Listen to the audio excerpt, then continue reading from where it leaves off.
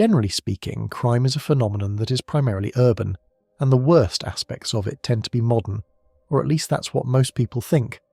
Crime rates are traditionally much lower in rural areas of the United States, even in some of the most economically depressed regions such as Appalachia, which was even more true in the early 20th century. The subcategory of mass murder was especially rare before the 1960s. Charles Whitman's assault on the University of Texas campus in Austin, Texas in 1965 is generally thought of by scholars as the first case of mass murder in the modern era. Whitman's massacre was the first in the line of many mass murders that have included family annihilation, school shootings, and workplace massacres. But crime still takes place in small towns and did well before 1965. Occasionally, some small towns were even rocked by mass murder. On a cold spring day in 1920, 8 people were found shot and hacked to death on a farm outside the small farming town of Turtle Lake, North Dakota.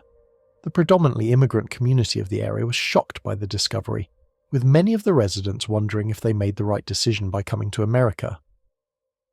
An understaffed and underfunded sheriff's department poured all of its resources into catching the killer of the family, but in the end the killer led the police right to him through a mile-long trail of circumstantial yet incriminating evidence. The road that brought farmer Jakob Wolf and his family to their violent demise on April 20th, 1920, was certainly a circuitous one that was full of many twists and turns. Jakob and his wife Beata were born in the Volga region of Russia and raised in a community of German Russians known as Volga Germans. The Volga Germans were first invited to Russia by the Empresses Catherine II, more commonly known as Catherine the Great, to tame the wild lands of the Volga region. Despite the substandard soils of the region, the Volga Germans applied their work ethic and farming experience to make the region productive, and their numbers grew. But the Volga Germans soon learned how difficult life in Russia could be. They suffered raids by Tatar bandits and were subjected to the capricious nature of the Tsars and then the Bolsheviks. Because of these man-made problems, the Volga Germans began immigrating to the United States, Canada, and Argentina in the late 1890s for greener pastures. Many of the Volga Germans settled in the US Plain states, which they found to be very similar to the Volga region in terms of climate and soil. Many of the men worked on the railroads until they saved enough to buy land and then sent for their families. As they did in Russia, the Volga Germans developed tight-knit communities that were high in social trust and religious convictions, yet low in crime. The Volga German communities in the United States were somewhat insular and clannish, but not near the level as they were in Russia. The Volga German immigrants learned quickly that their American neighbours were friendly and helpful if given a chance.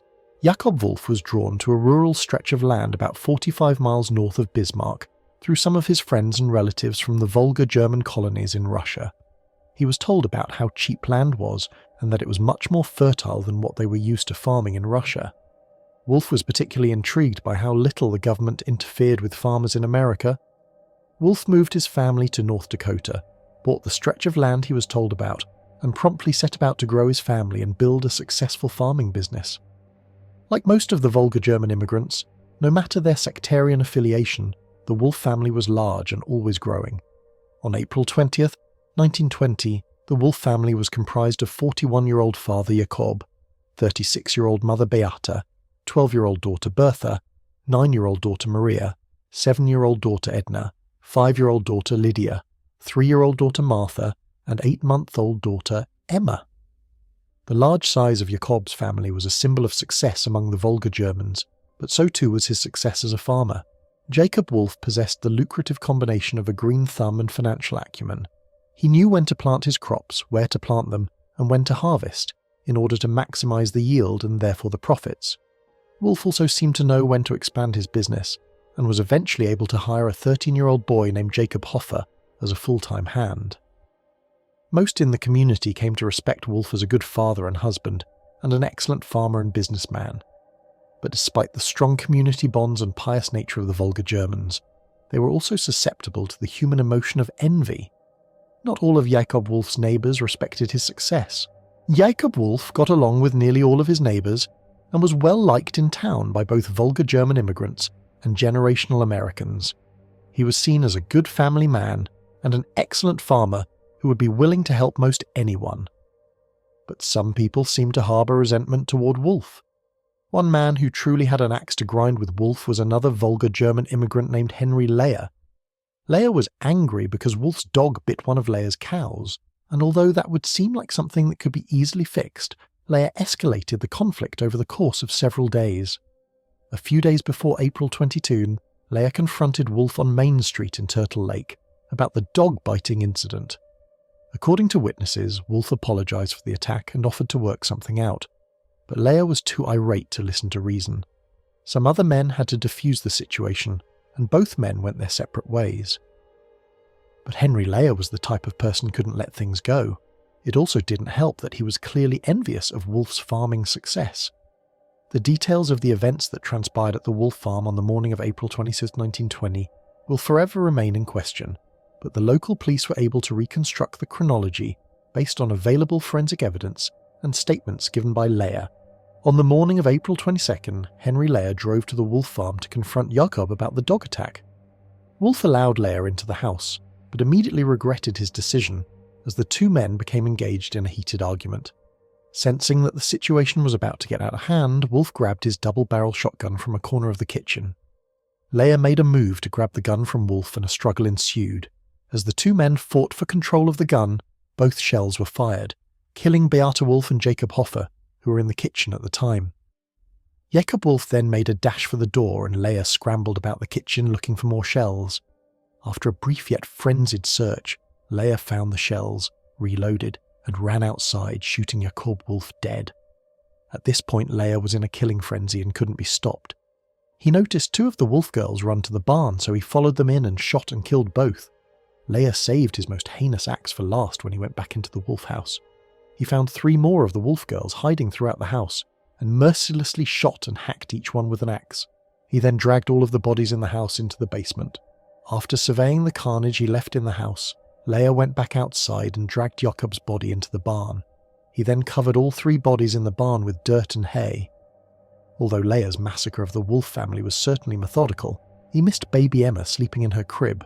When news of the crime was first reported by the press, many people thought that the killer had a pang of conscience and refused to kill the baby, but it was later revealed that Leyer simply missed her. He would have killed her if he saw her. The farmhouses in southwestern North Dakota are far enough apart that one would have to be listening specifically for gunshots to hear them. Also, a few gunshots would not be out of the norm in rural North Dakota, especially in 1920, so nothing was reported until the next day. When the next day came, some of the Wolf's neighbours noticed that their laundry was still on the clothesline from the previous day. The neighbours thought it was strange because Beata Wolf was an immaculate housekeeper who would never leave her family's laundry on the line. There was also no visible activity around the Wolf's farm, which was strange since there were so many family members and there was a lot of preparations to be done for the beginning of the planting season. Neighbour John Kraft had decided to drive over to the Wolf house later in the day. He was horrified when he found all of the bodies and surprised to find baby Emma hungry and cold but otherwise all right. The McLean County Sheriff's Department suddenly found themselves confronted with a case of mass murder. When McLean County Sheriff Old Stefferud learned of the massacre just outside Turtle Lake, he knew that he had to work quickly to solve the crime. Stefferud didn't have the luxury of modern forensic technology, nor the big budget of a major city's police department, but the Scandinavian-American investigator did possess the straightforward, pragmatic nature that was, and still is, so common in that part of the country. Stefferud knew that he could solve the case through good old-fashioned police work. The sheriff's police intuition told him that the perpetrator was not your average run-of-the-mill criminal. Nothing of value appeared to be missing from the home, and the level of violence didn't fit the MO of any criminals he knew in the area. Stefferud deduced that the killer was someone who knew the Wolfs and had some type of personal grudge against one or more members of the family. He also believed that the killer was not a seasoned criminal and probably made, or would make, a number of mistakes, such as returning to the scene of the crime. To test his theory, Stefferud decided to do a stakeout of the Wolf farm by waiting in the house. Earlier in the day, Stefferud drove to the Wolf house and parked his car around the back where it wouldn't be seen from the road, or if a car drove up the driveway. He then went into the house and waited in the house in total darkness. After a few hours of waiting, a tired Stefferud noticed a car coming down the driveway to the house. A male driver got out of the car and began looking in the ground floor windows. The sheriff crept quietly out of the house and snuck up behind the peeping Tom. "I'm the sheriff," said Stefferud in a flat yet firm voice. "My name's Stefferud. Who are you?" "Leia," the window peeker replied.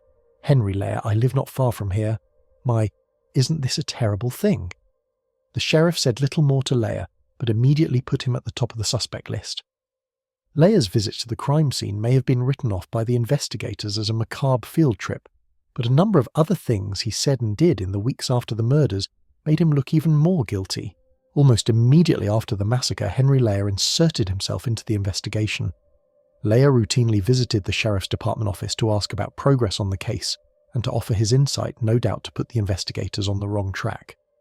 As Leia was attempting a campaign of subterfuge, the police learned of his conflict with Wolf.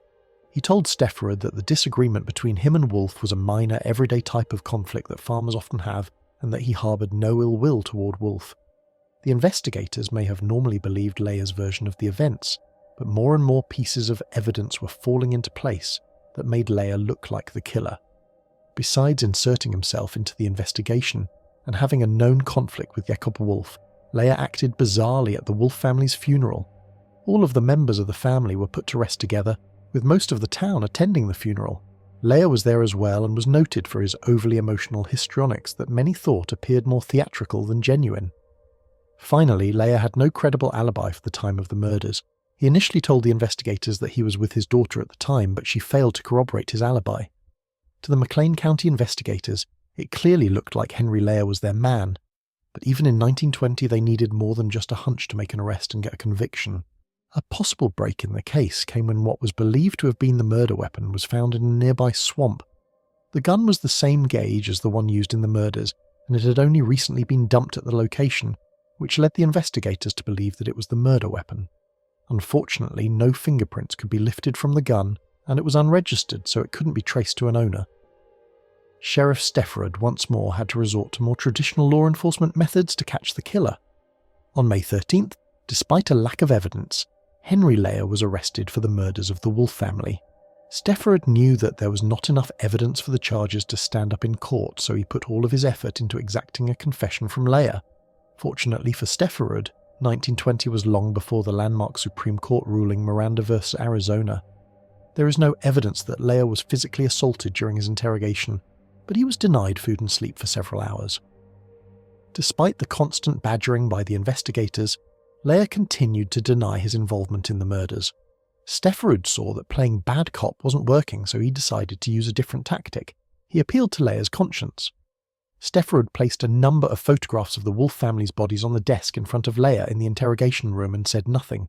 He simply let Leia look at the pictures in order to invoke a response. The tactic worked. Leia confessed to all of the murders in detail, and admitted that indeed the killings were the result of the conflict over Wolf's dog biting one of his cows. In 1920, the justice system moved extremely quick. Leia pleaded guilty to the murders the next day in court, and was sent to the state prison with a life sentence 2 days later. It seemed as though Sheriff Stefferud brought some peace back to Turtle Lake, but there were still some loose ends that were never completely addressed.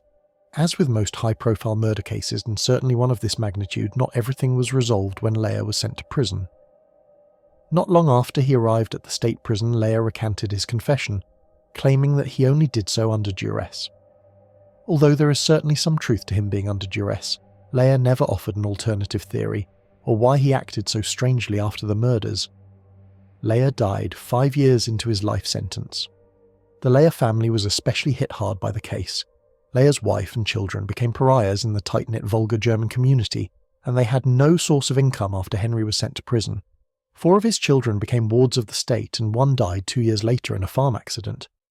Emma, the lone survivor of Leia's massacre, was sent to live with relatives and by all accounts went on to have a stable, fulfilling life. She married, had a family of her own, and died at the age of 84 in 2003. The Volga German community around Turtle Lake has for the most part assimilated into the larger community, and no one is alive today who could remember the Wolf family massacre, which has helped to heal the wounds. The town of Turtle Lake itself has received a bit of a financial and population boost recently, due to the discovery of oil in the Bakken Formation and the subsequent rush. Few of the men and their families who have moved to the area to work in the oil fields know about the Wolf family massacre, which is probably fine by most of the generational residents of the area.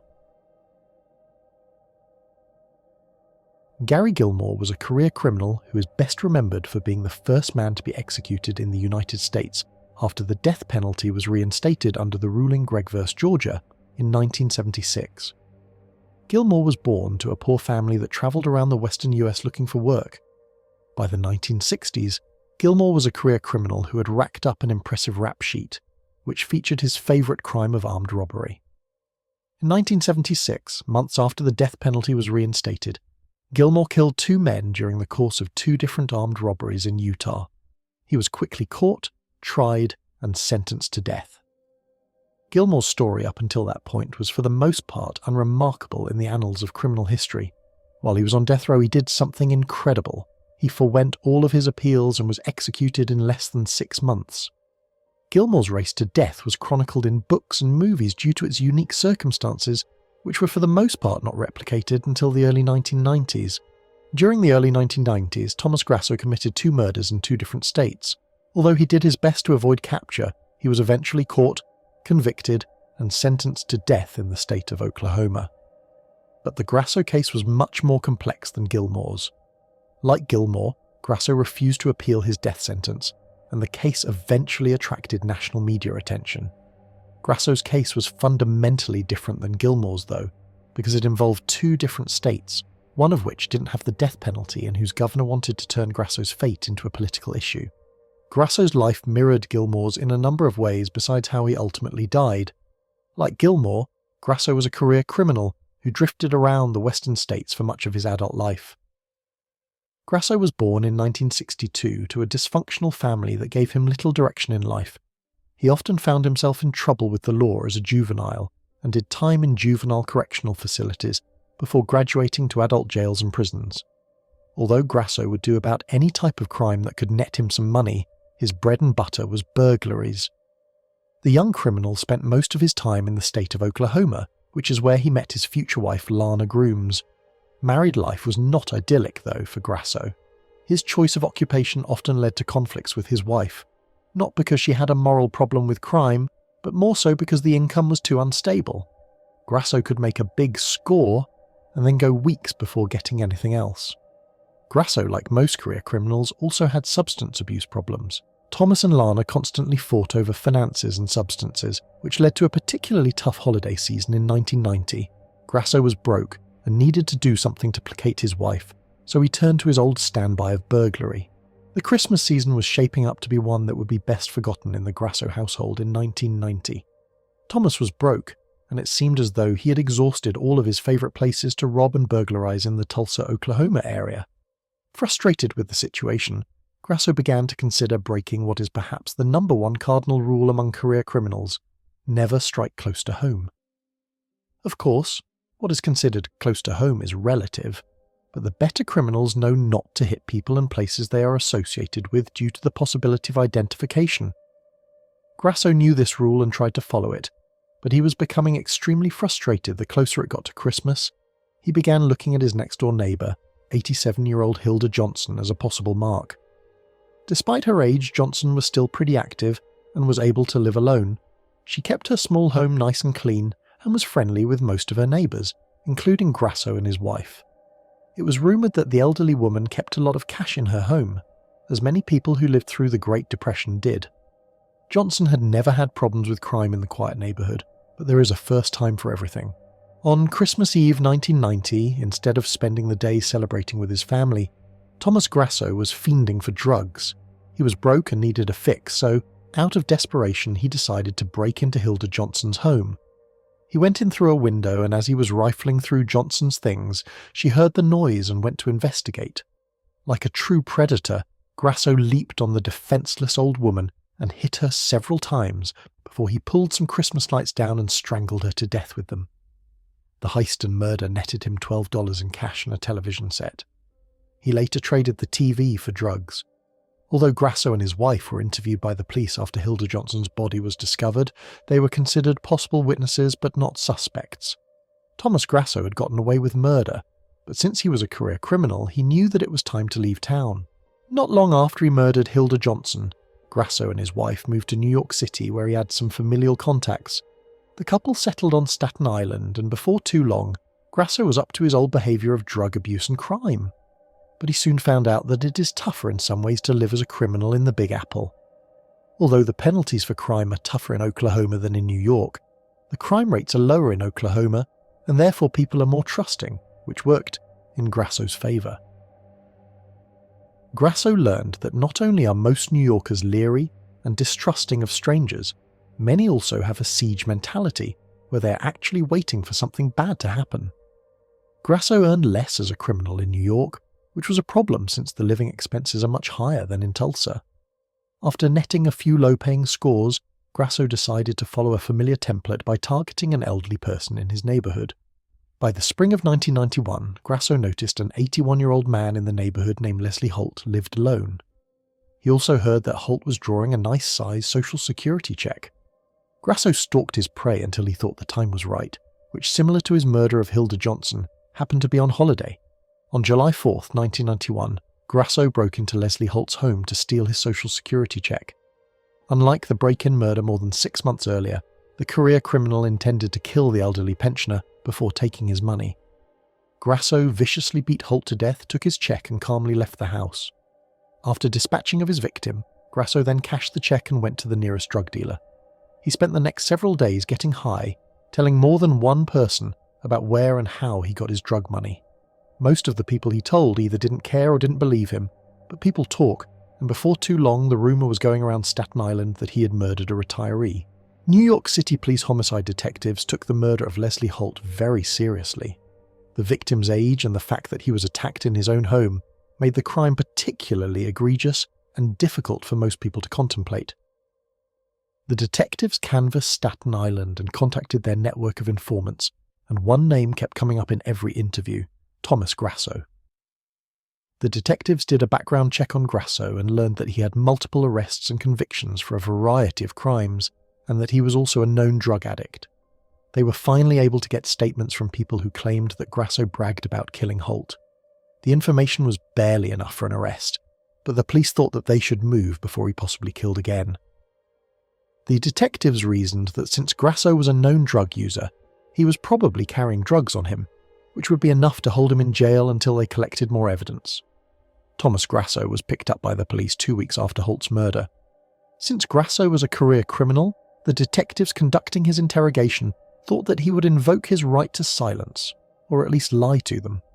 Instead, the detectives got more than a complete confession.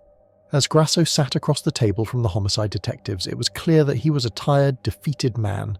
He was ready to meet his fate, which in this case had the possibility of death. Grasso looked at the detectives and told them all the details about how he stalked Leslie Holt for weeks before he forced his way into his home and murdered him. He verified that the murder was committed for drug money and picked Holt because he was old and lived alone. Grasso thought that Holt was an easy mark. It wasn't personal. The detectives thanked Grasso for his cooperation, and as they were about to lead him away to jail, the killer told them that he wasn't done with his statement. He wanted to talk about the murder of Hilda Johnson. The detectives were a bit thrown back by the development, but it wasn't the first time they heard a confession from a person who wasn't even wanted for a particular crime. Grasso told the detectives the details about the Tulsa murder, and then finally, hours later, he was transferred to Rikers Island to await trial for the first-degree murder of Leslie Holt.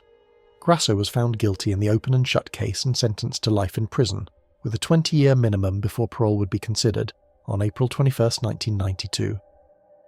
He was promptly sent to the notorious prison Attica to do his time. Not long after Grasso was sent to Attica, officials from Oklahoma requested and were granted his extradition to stand trial for the first-degree murder of Hilda Johnson.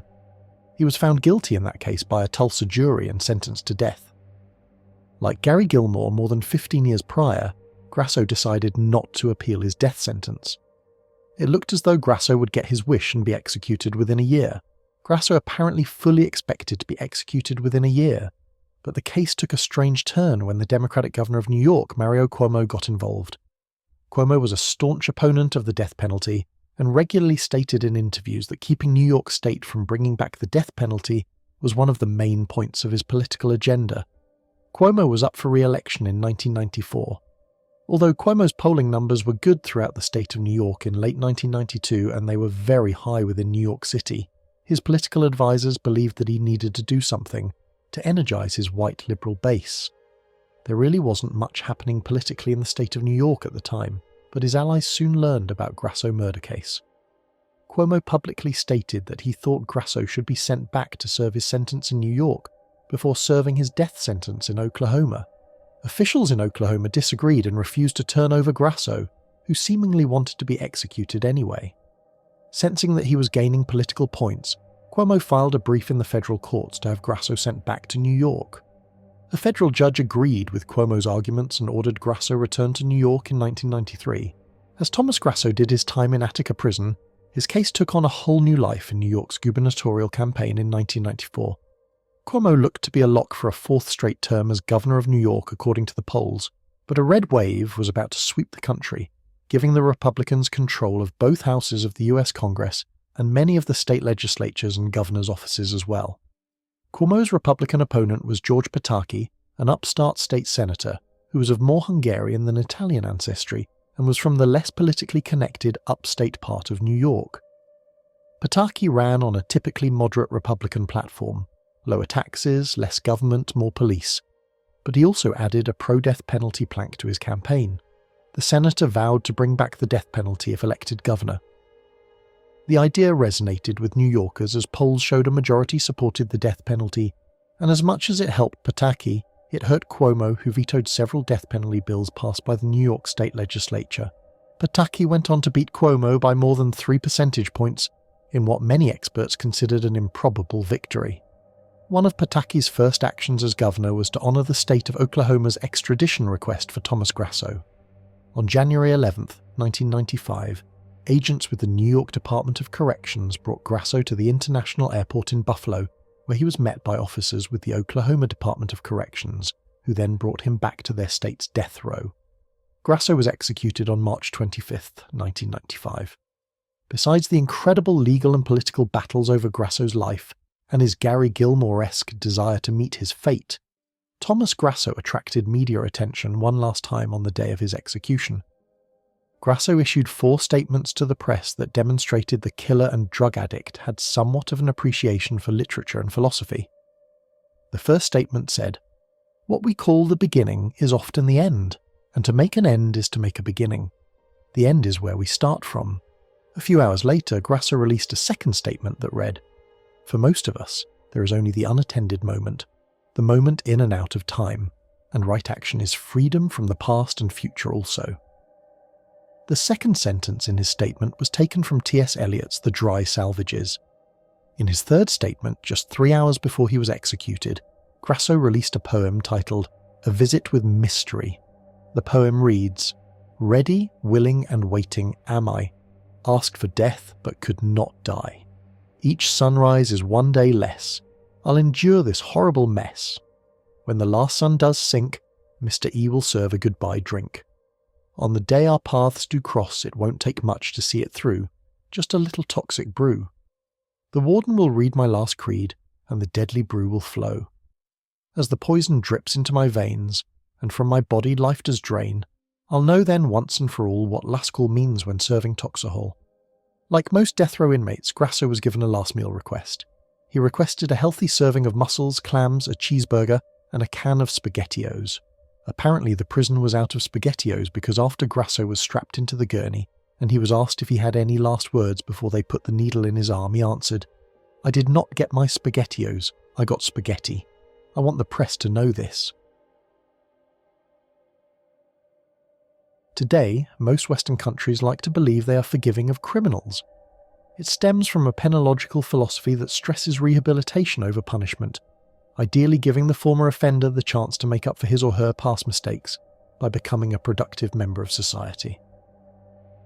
The trend began during the 1970s when politicians, social workers, and prison reform advocates presented studies and other evidence that showed criminals were less likely to reoffend if they had more opportunities. The result was the reform movement, not just in prison, but in the entire criminal justice systems in most Western countries. Prisons were transformed from mere holding pens to institutions that sought to change criminals' outlooks on life through educational and treatment programs. The courts began implementing diversion programs for first-time offenders that offered probation instead of prison, as well as other forms of creative sentencing that aimed to keep people out of jails and prison.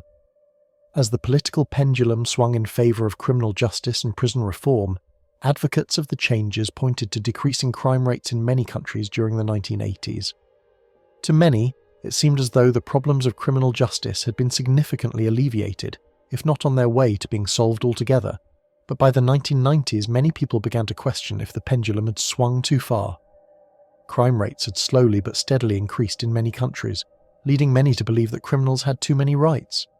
To support their arguments, anti-crime reform advocates pointed to criminal cases routinely being dropped on technicalities, the seeming comfort of many prisons, and the protections that offenders received after prison. The last point in particular has been a point of debate in the United Kingdom, where some of the worst offenders are given new identities upon their release from prison. A number of these issues led to the formation of victims' rights organisations, and the pendulum swinging once more. The 1990s witnessed the institution of sex offender registries in most Western countries, as well as criminal background checks for jobs and even housing. The pendulum swinging back in favour of the victims' right movement and a tougher view on criminals was propelled by some particularly awful murder cases where the offenders seemingly slipped through the system. One of these offenders was Ian Huntley, who became the poster boy for swinging the pendulum back in favour of law and order. During the 1990s, Huntley was charged with numerous serious criminal offences in the United Kingdom, including several sex offences, but was never convicted. Like John Gotti in the United States, no charges ever seemed to stick to Ian Huntley, which proved to cost the lives of two 10-year-old girls in 2002. Because Huntley was never convicted of any sex offences, he was allowed to get a job in a position of trust around children. Huntley's brutal crimes shocked the United Kingdom, which quickly turned to anger when his past was revealed. Ian Huntley was born in 1974 in the Midlands region of England. The often bleak and dreary landscape of the region served as a perfect backdrop to Huntley's often difficult childhood, which was replete with abuse from his classmates. Huntley was continually bullied for his looks and small size. The bullying began with simple schoolyard taunts but progressed to physical assaults by the time Huntley was 12. During the 1980s, when Huntley was enduring the bullying, society viewed the concept much differently. His teachers told him that he had to do more to be accepted by the other boys, and they told his parents that there was little they could do. When Huntley was 13, the bullying became so intense that his parents transferred him to another school. The change of scenery proved to be temporarily beneficial, but as with most people who move to avoid their problems, Ian Huntley's problems followed him to his new school. Although he was not bullied as much, Huntley never seemed to fit in or make permanent friendships at his new school. He also had a difficult time with girls. It was clear from an early age that Huntley liked girls, but it was equally clear that he didn't know how to act properly around them. He often said and did inappropriate things around girls, such as talking about sex in a disparaging way, which resulted in most girls at his school thinking of him as a weird creep. In 1990, Huntley had enough of school, so he quit. He was clearly not college material to begin with, as his grades were average at best, but he also had no intention of going to any trade school. Ian Huntley talked big around his family and the few friends he had about making it big someday financially, but he had no real plans to achieve those riches. To make ends meet, Huntley mainly worked low-paying labour jobs. He rarely showed any ambition or initiative on those jobs and often quit after just a few weeks. He liked to hang out on the streets of Cambridge, frequenting bars and nightclubs, which is where he learned how to supplement his meagre income.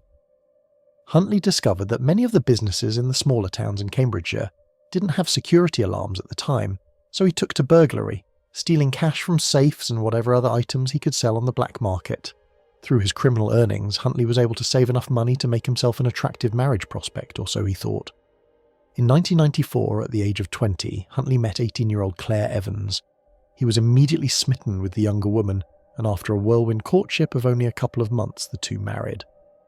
But Huntley's marriage would prove to be another disappointment in what was for the most part a disappointing life.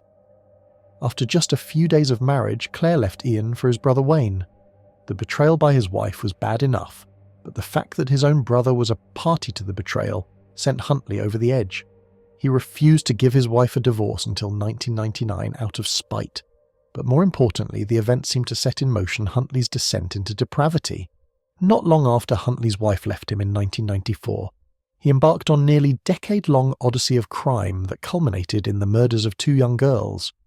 Before he committed those crimes, though, Ian Huntley victimised numerous people throughout the Midlands and suffered no legal repercussions. Although Huntley was not a pedophile, strictly speaking, he did have a sexual affinity for underage girls. It is believed that he had sexual contact with about a dozen underage girls from 1995 through 2001 and fathered a child with a 15-year-old girl in 1998. Huntley also honed his skills as a burglar during this period. Although he preferred to break into businesses, he also was known to burglar unoccupied homes and apartments. For many with Huntley's background, burglary and sex with underage girls can be a toxic and violent combination. Luckily, Huntley never walked in on any girls while he was robbing a place, which brings up an interesting point: Huntley's criminal sophistication and IQ. Although Huntley never did well in school and was never considered erudite or even intelligent in the conventional sense, he showed an uncanny ability to evade the police in the plethora of crimes he committed. Huntley was eventually charged with rape and burglary on 2 separate occasions in 1998, but both times the charges were dropped either for lack of evidence or because the witnesses refused to cooperate. It is difficult to say just how many crimes Huntley committed throughout the Midlands during the 1990s, but the number may be much higher than previously thought. While Huntley was in the midst of his decade-long crime spree, he met a 22-year-old woman named Maxine Carr at a nightclub in 1999. The two immediately became involved in a deeply passionate relationship. In many ways, the two were perfect for each other. Both were average-looking and came from rough backgrounds with substance abuse issues. The result was an abusive yet enduring relationship. Both parties liked to verbally demean and berate each other on a daily basis, and although it was not an open relationship, they both cheated on each other on numerous occasions. Huntley would also use violence from time to time if he didn't get his way. Despite the problems, they moved in with each other after Huntley landed a job as a janitor at the Soham Village College in Soham in 2001. Although named a college, the school is actually the equivalent of an American junior-senior high school, which meant that Huntley was around underage girls on a daily basis. Huntley passed the school's criminal background check with flying colours because he had no convictions. As part of the position, Huntley was given free housing near the school and Carr landed a position as a teaching assistant at another school. All the lucky breaks Huntley received in life were about to end with the murder of 2 innocent girls. Holly Wells and Jessica Chapman were 2 typical 10-year-old girls who always had smiles on their faces and were friends with everyone. They both attended the same grade school where Carr worked, so they were familiar, although not necessarily close with Huntley's girlfriend. Soham is a relatively safe town in a fairly safe county of England, so it was not uncommon to see the girls walking about, but they were always together and never alone. On the afternoon of August 4th, 2002, Holly's family was hosting a neighbourhood barbecue, which was well attended and quite festive. Holly and Jessica were sporting matching Manchester United soccer jerseys and having a good time playing with their other friends.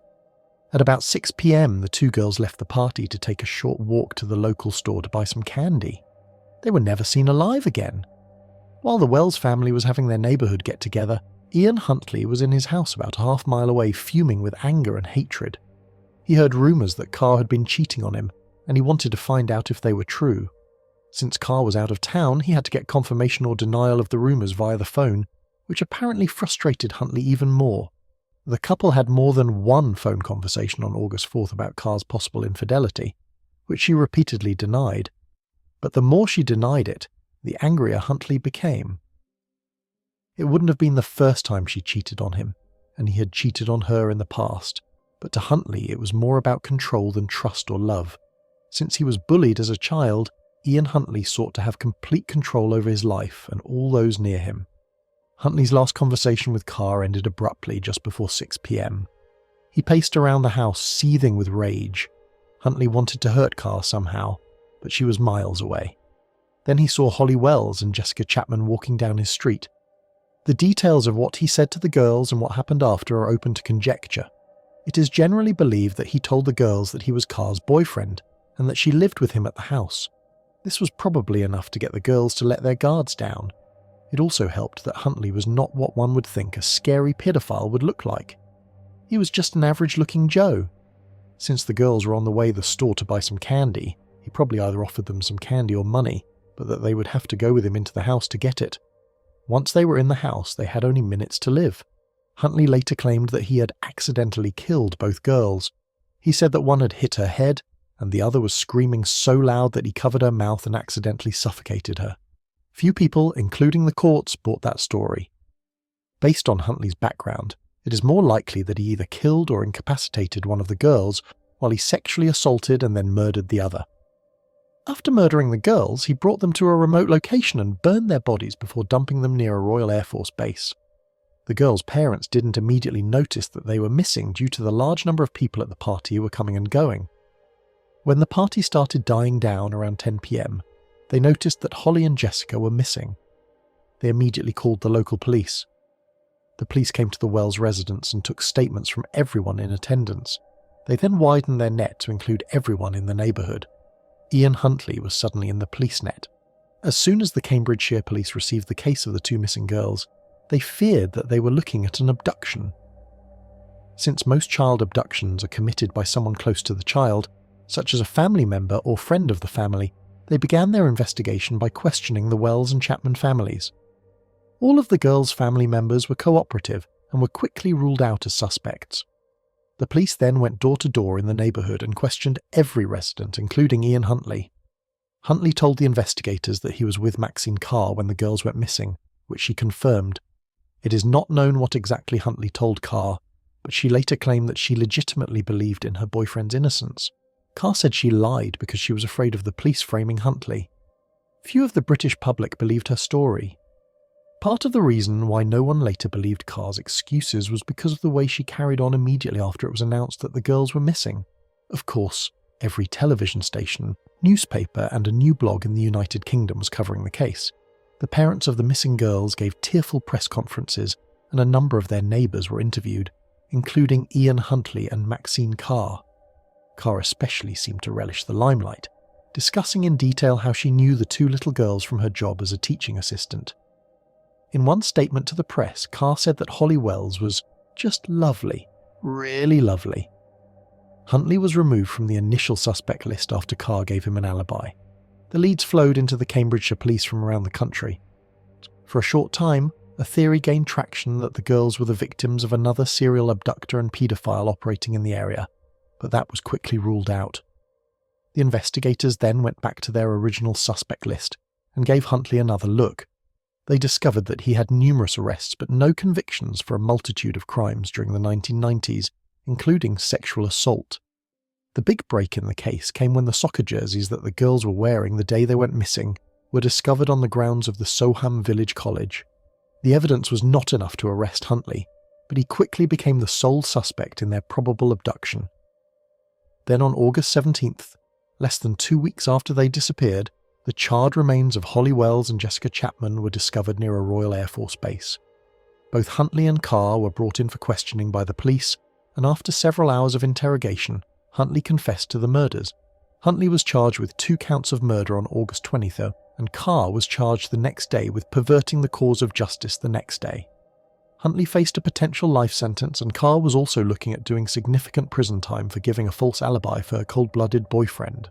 Huntley's lawyer's first legal strategy was to try for an insanity defence, but a judge ruled in late 2002 that he was legally sane to stand trial. Although Huntley was able to clean his house pretty good, eliminating any physical evidence, there was plenty of circumstantial evidence pointing toward his guilt. There was also the confession. Actually, Huntley and his lawyers hoped that the confession would help him avoid a life sentence.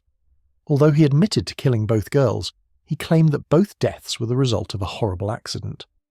The jury saw right through Huntley's phony story, finding him guilty of 2 counts of murder on December 17th, 2003. Judge Justice Moses sentenced the child killer to a life term, with a minimum of 40 years behind bars. "The order I make offers little or no hope of the defendant's eventual release," the judge said as he passed sentence. Although Carr was facing significant time for helping Huntley temporarily evade arrest, the courts believed that she didn't know that her boyfriend had killed the 2 little girls. Because of that, they allowed her to plead guilty and receive a reduced sentence. Maxine was sentenced to 21 months in prison in 2004. After over a year behind bars, she was released and given a new identity by the British government. Victims' rights groups were angered that not only was Carr given what they thought was a light sentence for her part in such a heinous crime, but that she was also given a new identity. Years later, the same groups grew irate once more when they learned that Carr had married and was now a mother. The resolution of Carr's sentence led to momentum pushing the pendulum in favour of victims' rights, and once the details of Huntley's past were revealed, it swung even more in that direction. When the pendulum of public opinion began swinging toward law and order after Carr's sentence was announced, it moved even farther that way when Huntley's criminal background was discovered. It turns out that some time before Huntley applied for the Soham Village job, he changed his name to Ian Nixon, no doubt to mitigate the negative attention his criminal past could bring him. He applied for the job in Soham under the name Ian Nixon, although he admitted that he was also known as Huntley. It is now believed that the local police who did the background check only looked under the name Ian Nixon and not Ian Huntley. When the British media got a hold of this information, a public outcry for answers quickly followed. Victims' rights groups led the charge, and eventually the government initiated an inquiry to see if anyone other than Huntley was to blame for the girls' deaths, and what, if anything, could be done to prevent a similar tragedy in the future. A 2004 published report of the inquiry criticised the Humberside and Cambridgeshire police departments, but no actions were taken. The Wells and Chapman families obviously lost the most in the ordeal. The victims' families dealt with the murders with incredible poise, never blaming anyone except Huntley and Carr. The government did, though, admit some amount of culpability when they awarded Holly's and Jessica's parents £11,000 in payment. Victims' rights groups found the payment preposterous due to the amount. The fallout for Ian Huntley has been a bit more dramatic, and many would argue a bit of poetic justice. While Huntley was awaiting trial in jail, he tried to kill himself. Most think that it was part of his attempt to be found insane by the courts, but whatever the reason, it marked the beginning of numerous near-death experiences for the convicted child killer. After his conviction, Huntley was shuffled around a number of Britain's most notorious maximum security prisons. His peers have not taken care of him well. It has been reported that Huntley has suffered regular beatings at the hands of other inmates since his sentence began in 2003, with a number of the assaults being quite serious. In 2005, Huntley was scalded with boiling water by another inmate, which combined with the beatings may have been a factor in another suicide attempt in 2006. He was also stabbed by another inmate in 2010.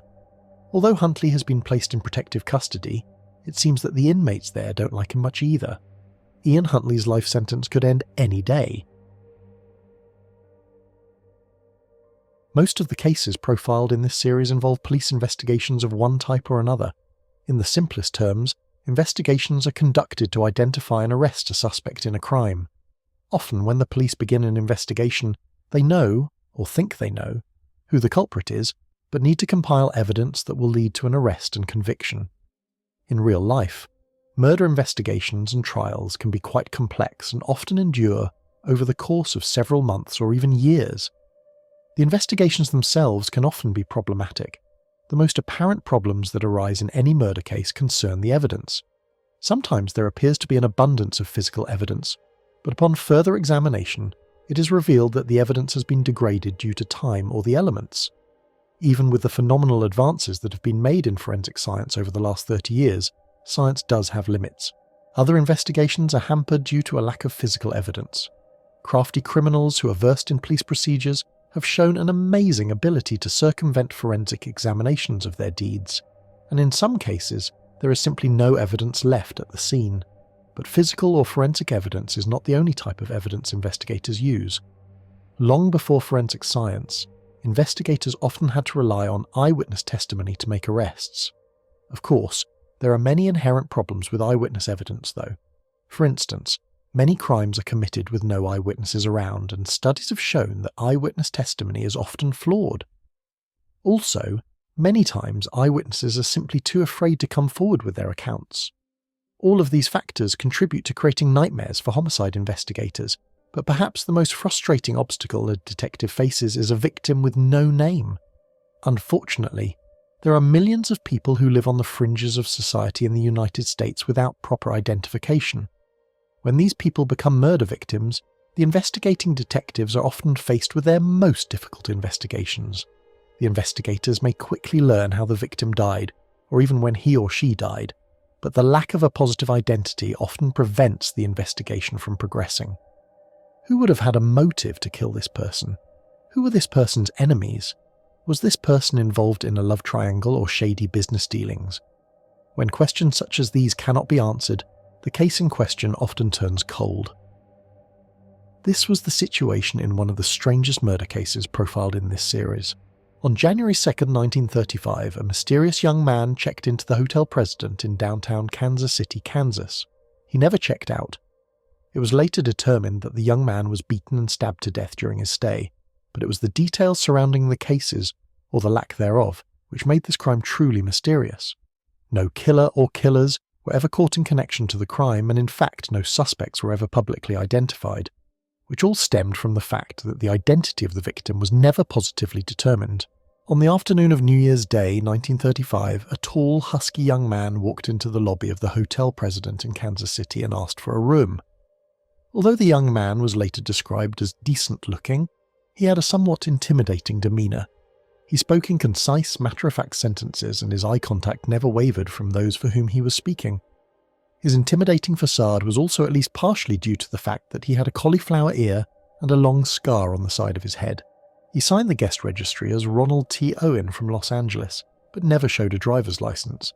Hotel guests were rarely asked to provide identification back then, as hotels and motels were often viewed as places where a person could get away from his or her normal life. To those who met Owen, it seemed as though he too was running from something. Owen told the bellboy on duty that he would have rather stayed at another hotel downtown, but didn't want to pay $5 a night. Hotel rooms were much cheaper, like everything else was in 1935 during the Great Depression. When asked if he had a preference for floors, Owen replied that he wanted a room that faced the inner courtyard of the hotel instead of the street. The concierge didn't think much of the request at the time. He had seen and heard many more outlandish requests in his time at the hotel, so he simply fulfilled Mr. Owen's request. The bellboy was a bit surprised that Owen had no bags, but again, he'd seen plenty of guests with no luggage, so he brought the guest to the room. After the bellboy showed Owen the room and gave him the key, Owen took a comb, toothbrush, and a brush from his overcoat pockets and put the items on the bathroom sink. He then told the bellboy that he wanted some clean towels. Later that day, a maid came to room 1046 with some towels and to see if the guest needed anything else. The maid thought it was strange that the guest had all of the lights turned off, except for a lamp on a table. The guest said little to the maid other than he needed the door to the room to remain unlocked. Owen was adamant that the door is unlocked, but he never said why. When the maid was dropping off the towels to Owen's room, she noticed a handwritten note illuminated by the lamp that said, "Don, I'll be back in 15 minutes, wait." During the next day, there was plenty of activity in and around room 1046. Another bellboy who was working on the floor happened to overhear Owen on the telephone saying, "No, Don, I don't want to eat, I am not hungry, I just had breakfast." Normally the conversation would not have been something that caught the bellboy's attention, but he thought it was odd since he didn't see any food in Mr. Owen's room and he hadn't left the room yet that day. Later in the day, while he was walking down the hallway, the bellboy heard two men having a conversation in room 1046. Room 1046 was then quiet until the evening. A woman who was staying in the room next to Owen's later reported to the police that she heard a man and a woman arguing in room 1046 that night, but paid little attention to it at the time. There was also a report of a loud party on the floor that night, and another report of a prostitute wandering the floor looking for a client. It is unknown if these two events were related at all to the enigmatic Mr. Owen's stay at the hotel. Owen was last seen that evening around 11 p.m. a few blocks from the hotel when he flagged down a car he thought was a taxi. The man let Owen into his car and was immediately struck by the young man's appearance. He was wearing no overcoat during a Missouri winter and was bleeding from his arm. When asked about the wound, Owen only said that he was going to kill the person who did it. The driver dropped Owen off at the hotel President and never saw him again. Around 7 a.m. the next day, the hotel switchboard operator noticed that the phone in room 1046 was off the hook. Bellboy Randall Probst was sent to the room to see what the problem was, but when he arrived, the room was locked with a "Do Not Disturb" sign posted on the door handle. Probst yelled for the guest to put the phone back on the hook and left to do other work. A couple of hours later, the switchboard operator noticed that the phone in room 1046 was still off the hook. Another bellboy was sent to the room, but it was still locked, so he used a passkey to enter. The bellboy noticed that the room was a bit messy and that Mr. Owen appeared to be naked and passed out drunk on his bed. He put the phone back on the hook and left. Around 11 a.m, the switchboard operator noticed that the phone in room 1046 was once more off the hook. Propst was sent back to the room to rectify the situation, but oddly the room door was now unlocked. He went inside to put the phone on the hook and immediately noticed a bloody Owen laying on the floor with his hands on his head. Owen told Propst that he fell against the bathtub and required medical attention. Owen was brought to the nearest hospital where he died later that evening. As strange as the murder case of Roland T. Owen began, it got much more bizarre during the course of the investigation. At first, the police were unsure if they had an accident on their hands, as Owen claimed, or if it was something much more nefarious. The initial investigation quickly determined that it was the latter. In 1935, homicide investigators didn't have the luxury of advanced forensic science to help them solve cases as their counterparts do today, but they did have other tools at their disposal.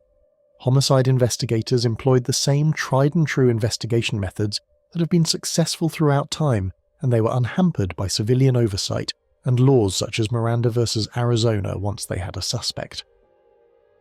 But finding a suspect in Roland Owen's murder would prove to be elusive. Upon entering room 1046, it quickly became apparent that Owen was murdered.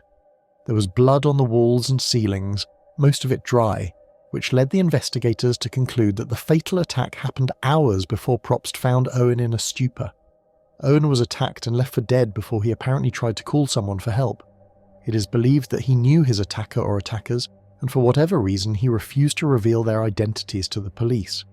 It also became apparent that the killer or killers may have been in Owen's room longer than the hotel staff had originally believed.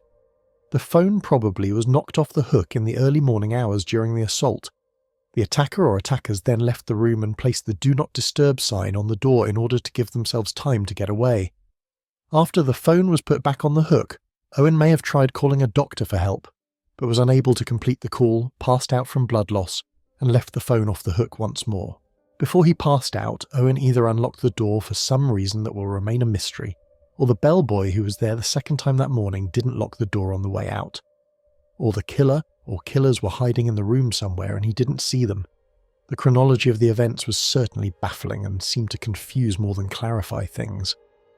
A number of other small clues were discovered in the hotel room that helped investigators piece together Owen's last few hours of life. A hairpin was found on the floor, which indicated that a woman was in the room at some point during the 2 days. There were also 4 unidentified fingerprints on the lamp Owen used. Due to the small size of the fingerprints, the investigators believed they were left by a woman. Finally, there was a label from a tie on the floor and an unsmoked cigarette.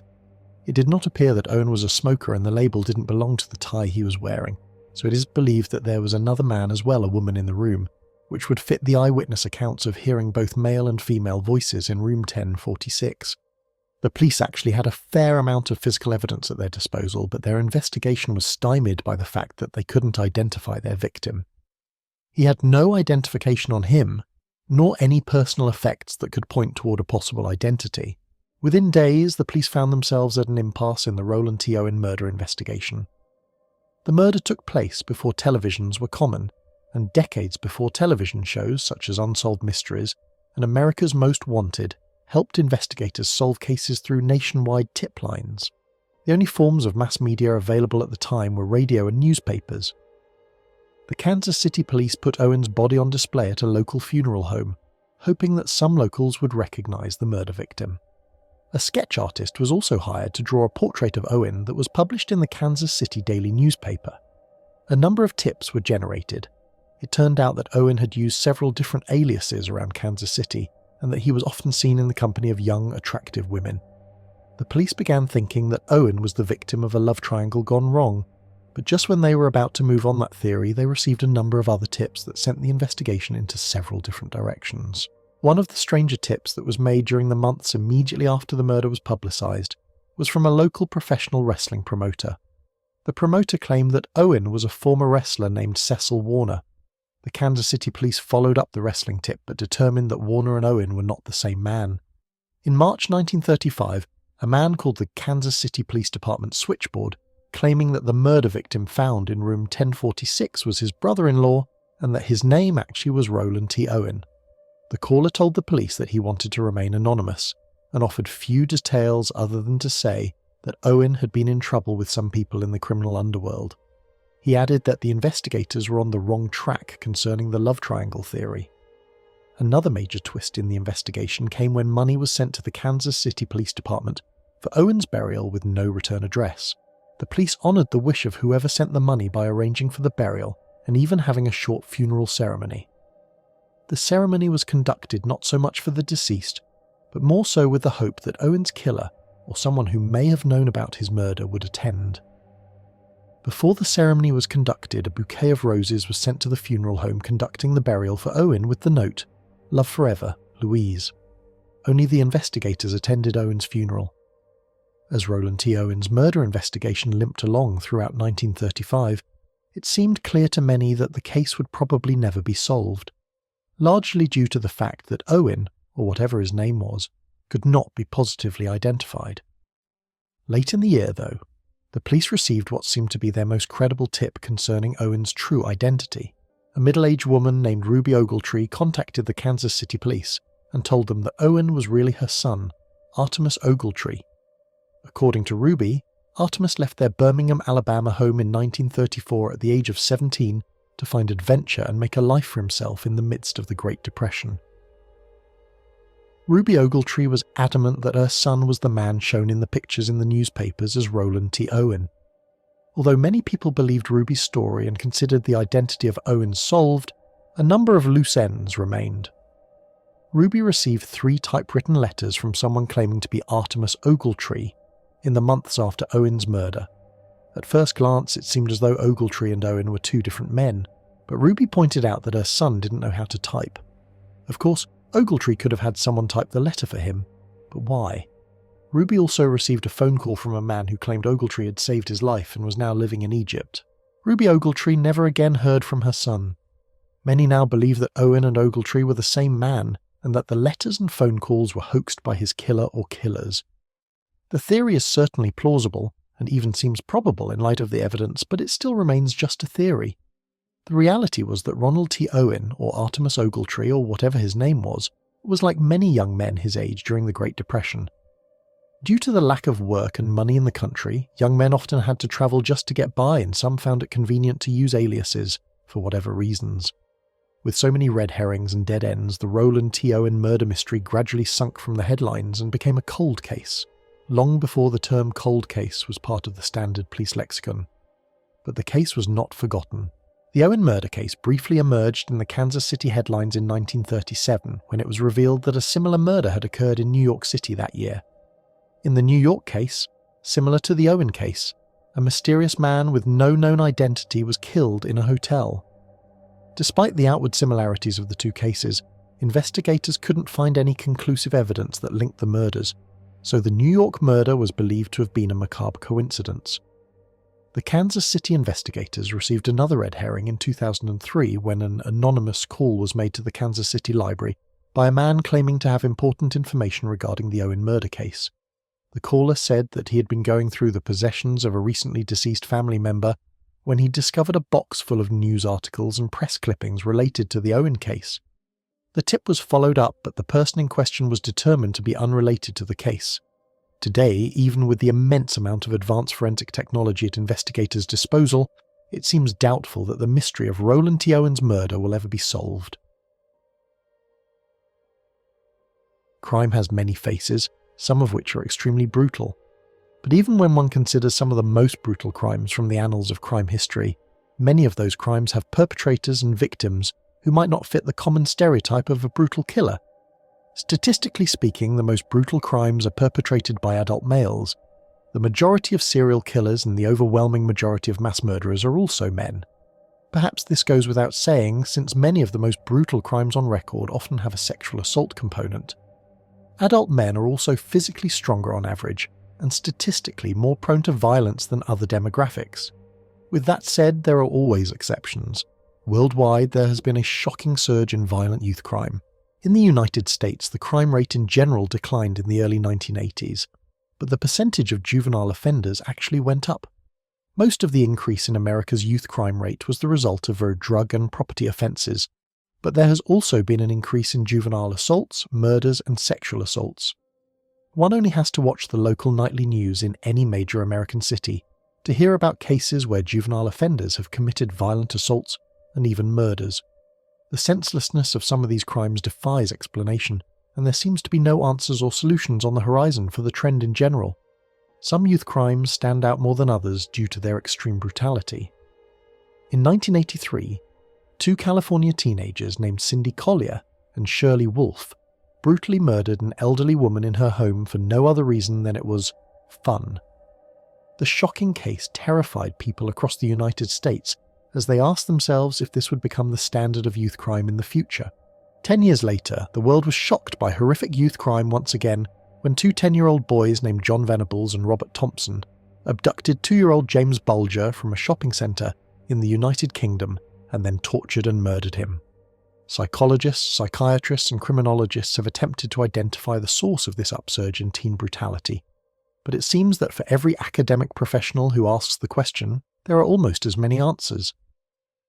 An examination of most of these cases reveals that there is in fact never one single factor that leads to such brutality. Most of these cases stem from a combination of elements, a deadly cocktail of factors if you will, which often include abusive homes and underdeveloped minds that don't know how to handle such adversity. In January 1992, another one of these brutal situations played out in southern Indiana. In this case, all of the perpetrators were girls, all of them under the age of 18, who conspired to mercilessly torture and kill a 12-year-old girl named Shanda Sharer. The crime was one that was brewing for several months before it happened, and was driven by a lethal mixture of teenage jealousy, abusive homes, peer pressure, drug and alcohol abuse, and a lack of social development on the part of the killers. The crime shocked the nation and continues to periodically make headlines. Shanda Sharer was born into a working-class family in Kentucky coal country in 1979. Not long after she was born, Shanda's parents divorced, with Shanda going to live with her mother Jacqueline on the other side of the state in Louisville. Jacqueline would eventually remarry, divorce, and remarry again in the late 1980s. Needless to say, Shanda's early life was unstable. Jacqueline moved the family frequently to find work, to live with boyfriends, or to find apartments that were more affordable. The frequent moves meant that Shanda had difficulties making lasting friendships during her youth, and she was often willing to go out of her way to make friends, which later proved to be her demise. By the late 1980s, the familial situation had stabilised somewhat for Shanda though, as her mother remarried for the third time, and they settled down in the Indiana suburbs of the Louisville metropolitan area. Shanda was doing well in terms of her grades and schoolwork by the summer of 1991 and seemed to be well adjusted, and developing a large circle of friends. All of that would forever change within a year. Since Shanda was born in June, it was up to her parents how she would be enrolled in school. They could have either held her back to be one of the oldest in her class, or sent her ahead where she would be one of the youngest. Jacqueline decided to enroll Shanda early. There are of course benefits to enrolling a child early. Theoretically, they will graduate high school at the age of 17, giving them a head start on the professional world. For the most part, it would seem as if it wouldn't matter either way. But a 1-year difference in age can be a major factor in emotional maturity. When Shanda began Hazelwood Junior High School in New Albany, Indiana in the fall of 1991, friends and family thought she was overwhelmed by the fast pace and the more emotionally mature and sophisticated kids in her class. Shanda's problems fitting in led to her having numerous conflicts with her teachers and other kids. The problem was at least a bit exacerbated by Shanda's resolute nature and the fact that she was often unwilling to let minor offences slide. Shanda found herself at the wrong end of teen bullying until she had enough and punched one of her bullies in the face. The fight earned Shanda time in after-school detention, alongside her bully, Amanda Heverin.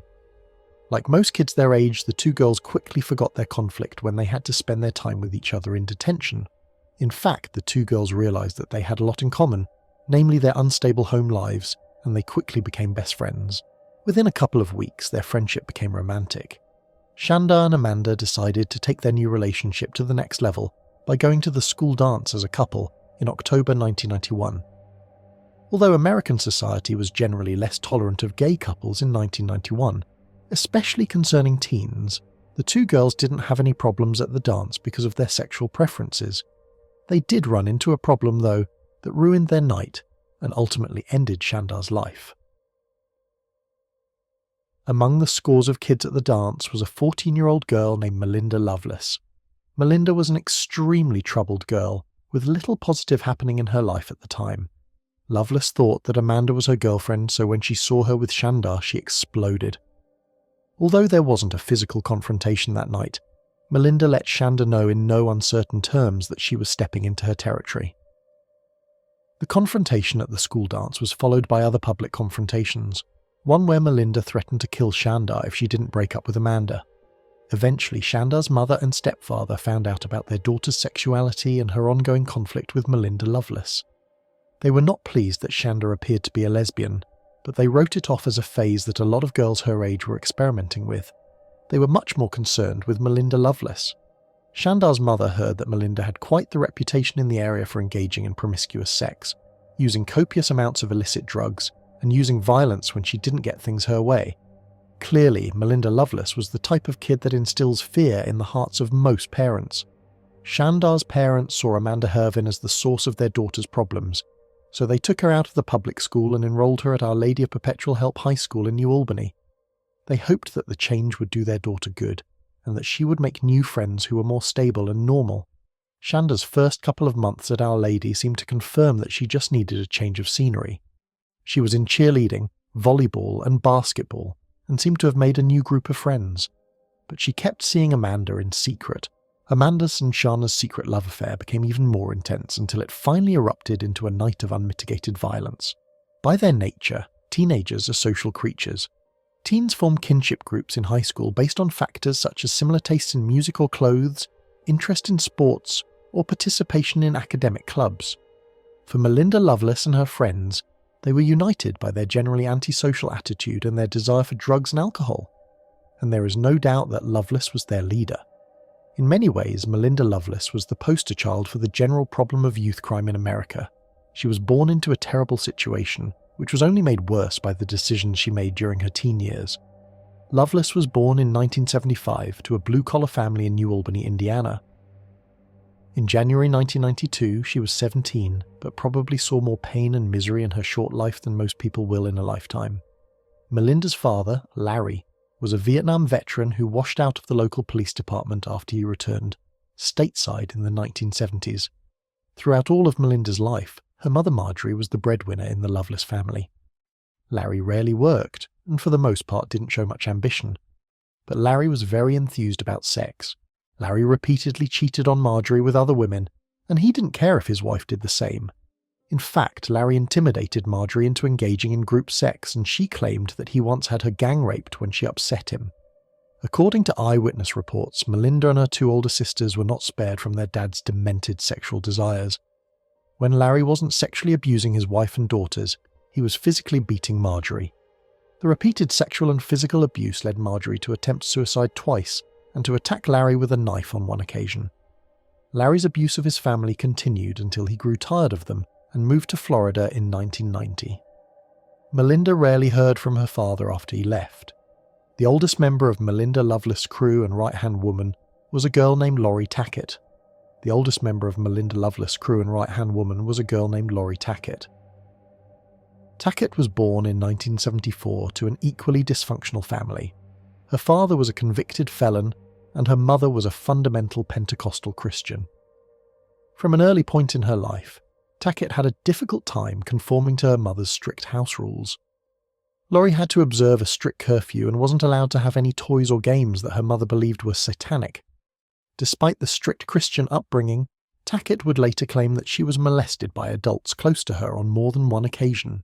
By the age of 12, Lori began to rebel against her mother's rules, first in passive ways and then more directly. The squabbles and arguments between Lori and her mother eventually led to a physical confrontation, which resulted in visits by County Child Protective Services officials. The visit didn't slow down Lori's rebellious streak. By the age of 15, Lori shaved her head and adopted the goth look, wearing black clothing most of the time. Lori also told her friends and whoever would listen that she was adept at black magic and other arcane forms of knowledge. She enjoyed playing with Ouija boards until her mother took hers away and would offer to read people's fortunes either through reading tarot cards or Norse runes. Tackett also began cutting herself in her early teens. The cutting probably started as a means to gain attention and as a cry for help, but as with many kids who engage in that type of self-destructive behaviour, it became somewhat habit-forming and addictive. It was even reported that Tackett showed other kids how to cut themselves to get the maximum amount of blood without hitting any veins or arteries. Around the same time, Laurie Tackett also learned that she liked booze, drugs and other girls. Although she was Lovelace's loyal henchwoman, the two had only met in November 1991, about 2 months before Shanda was murdered. One of Laurie Tackett's friends from earlier in her childhood was Hope Rippey. Hope was a bit younger than Tackett. She was born in 1976 and 15 in January 1992, which played a role in their relationship as she was clearly the follower of the two. Although Rippey was born in the area, she moved with her family to Michigan for a number of years. Before moving, Rippey and Tackett were innocent, childhood friends, riding bike, playing hide-and-seek and other youthful games. When Rippey returned to the Louisville area in 1991, she noticed big changes in her older friend, but thought little of it. To Hope Rippey, Laurie Tackett was her older, cooler friend, and anything she said and did was what the cool kids did. Rippey met Melinda Lovelace for the first time on the night of January 10th, 1992. The final girl that filled out the frightful foursome was 15-year-old Toni Lawrence. Rippey was Lawrence's connection to Lovelace, who she also just met on the night of January 10th. Lawrence, like the other girls, also grew up in a home filled with abuse and neglect. She was sexually abused at the age of 9, and then again at the age of 14. Since the abusers were those close to her, Lawrence refused to go to the authorities and instead decided to deal with the abuse on her own. One of the ways in which Toni Lawrence dealt with the pain of the abuse was through self-harm and cutting, which she learned from Rippey. Lawrence also began to self-medicate through binge drinking and drug use. Finally, in a pattern that is often familiar with victims of sexual abuse, Lawrence became sexually promiscuous at a young age. By January 10th, 1992, Toni Lawrence already had dozens of sexual partners, both male and female. Lovelace, Tackett, Rippey and Lawrence were truly 4 broken souls who were dealt bad hands in life, and no doubt worthy of sympathy. But that would all change after they committed one of the most brutal and senseless crimes of the decade. On the afternoon of January 10th, Rippey and Lawrence met up with Tackett and the 3 girls and then drove to Lovelace's house. The 4 girls spent some time in Lovelace's bedroom listening to music, smoking marijuana and engaging in small talk before Lovelace decided to step things up a level. Melinda produced a large knife and began talking about committing violent acts. She was probably trying to gauge the interest of Rippey and Lawrence, who she had just met, in order to see if they would be open to hurting someone. The ploy worked.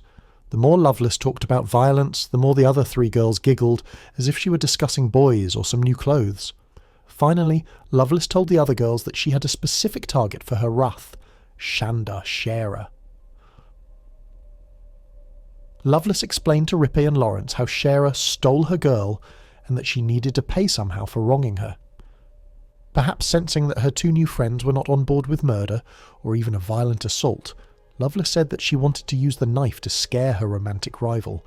She would simply show the knife to Sharer and tell her to back off Heverin. Having the other 3 girls would also help raise the intimidation factor, she argued. Lovelace then assigned each of the girls a role to play in the intimidation plot. Since Tackett was the only one with a car, she would be the driver. Rippey and Lawrence were delegated with luring Sharer from her family's home, because they were unknown to her. Tackett, Rippey, and Lawrence agreed to go along with Lovelace's plan. None of them would even question any part of the plot, nor did they stop to question how easily something like that could spiral out of control. Teen peer pressure is a powerful force. Early in the evening, the 4 girls drove to the house where Shanda Sharer's families lived to retrieve the unsuspecting girl. Rippey and Lawrence rang the front doorbell and were greeted by Shanda. Since they had never met before, Rippey and Lawrence explained to the somewhat confused Shanda that they were Amanda Heverin's friends and that she wanted to see her. Shanda was a bit sceptical and asked them why she didn't just call. The girls replied that her phone privileges had been revoked and that she would have to sneak out of her parents' house for the 2 to see each other. Feeling eased by their answer, Shanda agreed to leave with the duo but said that she was grounded and couldn't leave while her parents were awake. She told the 2 to come back around midnight and to wait outside of her bedroom window. Rippey and Lawrence agreed. In the meantime, the four girls drove to Louisville and attended a rock concert. While the show was happening, Rippy and Lawrence had sex with two boys in the parking lot. All four were drinking alcohol and smoking marijuana. Life was just one big party for the girls. Around 11:30 p.m, the four made the trek back to the Indiana suburbs, where they drove around for a while before stopping at Shandar's home just after midnight. As Shandar walked with Rippy and Lawrence to Tackett's car, they told her that Heverin was waiting at an abandoned building near the banks of the Ohio River that the local kids referred to as the Witch's Castle. The Witch's Castle is much like other similar places dotted across rural America. It is a place where teens and young people gather at night to drink alcohol, do drugs, and engage in sexual activity. Also, like many of these places, many origin legends were ascribed to the place in question, some involving witchcraft and the occult, which is how it earned the nickname the Witch's Castle. When Shandar heard that she was being brought to the Witch's Castle, she had no reason to be worried. She knew that it was where the local kids did mischievous things far away from the watchful eyes of their parents. Unfortunately for Shandar Scherer, her trip to the Witch's Castle would be her last. Shandar got into the passenger side of the car, and as soon as it pulled away, Loveless emerged from her hiding spot under a blanket in the back seat. She quickly reached over and put her prize knife around Shandar's neck. Loveless began threatening and berating Shandar as they drove to the Witch's Castle. When they arrived, though, it became clear that the four girls really had no plan. Loveless and Tackett berated and threatened Shandar while Rippy and Lawrence looked on, equally confused and exhilarated by the situation. Shandar asked the girls to stop, but they wouldn't. She asked why they were hurting her, to which Loveless replied, "You know why?" After beating and threatening Shandar for several minutes, Loveless ordered the other three girls to hold their victim down so they could tie her up with some ropes. They then put her in the trunk of Tackett's car and left. At this point in the evening, the girls had committed kidnapping and felony-level assault, but they were still far from crossing over the point of no return. They could have let Shandar go and probably receive probation in the juvenile criminal justice system, which is only if Shandar would have gone to the police. Testimony given by the four girls at their subsequent trials revealed that Rippy and Lawrence never planned to go as far as they did, and that even early in the abduction they had misgivings. Still, neither girl said so much as a word of dissent to Loveless. The four girls then drove around rural areas of southern Indiana for a couple of hours, until Tackett drove down an isolated logging road and stopped the car.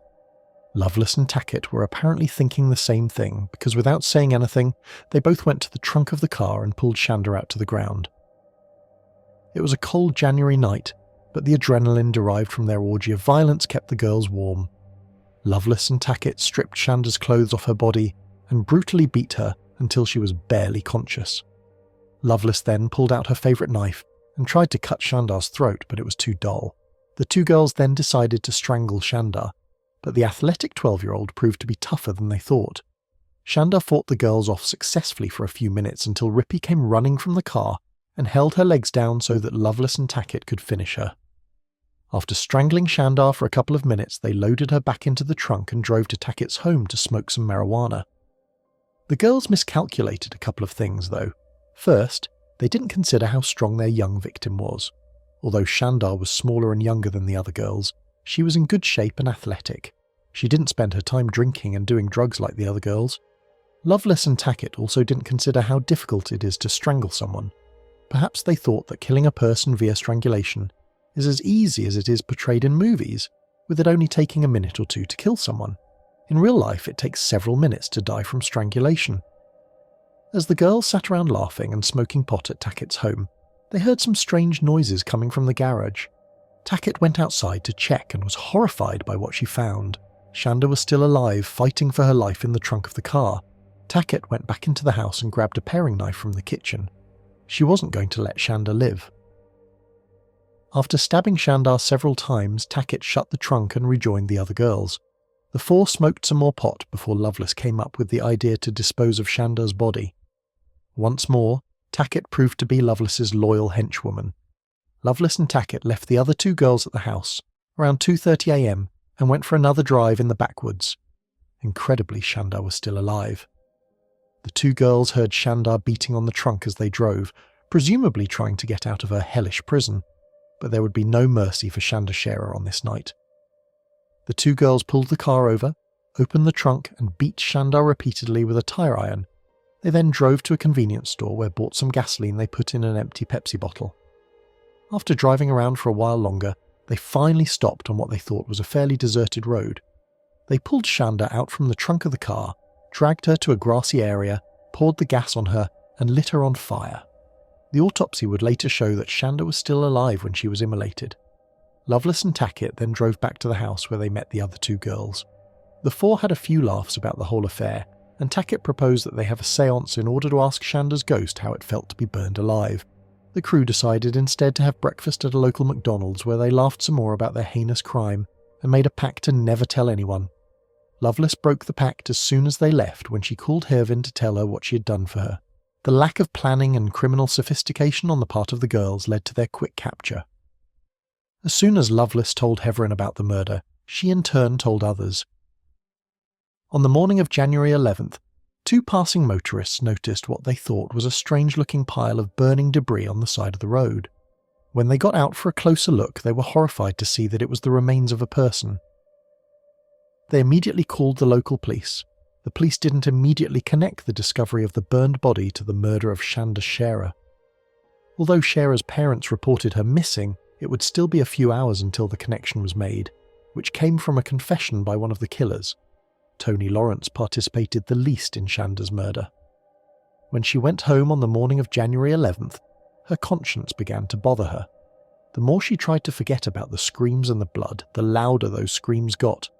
Finally, Lawrence went to her parents and told them about her role in the murder. Tony's parents brought her to the New Albany Police Department that night, where she gave a full confession of the crime. The other three girls were arrested the next day.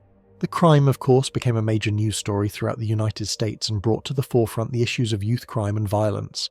Residents of the Louisville area were shocked and horrified that such a heinous crime could happen outside of the inner city. One of the detectives working the case, Steve Henry of the Indiana State Police, perhaps summed up the sentiments that many in the region shared. "If I said I hadn't lost sleep over this, I'd be lying," said Henry. "The hardest part of is the age of the people we're dealing with. But the young age of the girls would not be enough to spare them from doing time in an adult prison, or from even possibly getting the death penalty. There was little defence that the four girls could put up in court. The physical, circumstantial and eyewitness evidence against them was overwhelming. The only questions were, would they be tried as adults, and if so, would they be sentenced to death? The first question was answered fairly quickly, when a judge ruled that due to the barbarity of the crime, and the fact that all of the girls were at least 15 at the time, they would be charged as adults. Melinda Lovelace and her crew were looking at doing some hard-time care of the Indiana Department of Corrections. The prosecutor kept dangling the prospect of the death penalty, which was enough to entice all four girls to plead guilty to various charges. Since Tony Lawrence was one of the youngest and the least criminally culpable of the group, the prosecutor allowed her to plead guilty to one count of criminal confinement, kidnapping, and was sentenced to a maximum of 20 years in prison. Lawrence was released from prison in 2000. Hope Rippey pled guilty to first-degree murder and was sentenced to 60 years in prison, which was later reduced on appeal to 35 years. Rippey was given parole in 2004. Lovelace and Tackett were both given 60-year sentences for leading the attack and being the primary participants. Tackett was paroled in 2018 and Lovelace was released in 2019. The case still periodically makes headlines as the girls, now women in their early 40s, have been released. The case was even profiled on one episode of the Dr. Phil show that attempted to understand why kids commit such heinous acts. It has also been featured on more than one true crime television show. The case has also been featured in academic studies by professional criminologists, psychiatrists, and psychologists.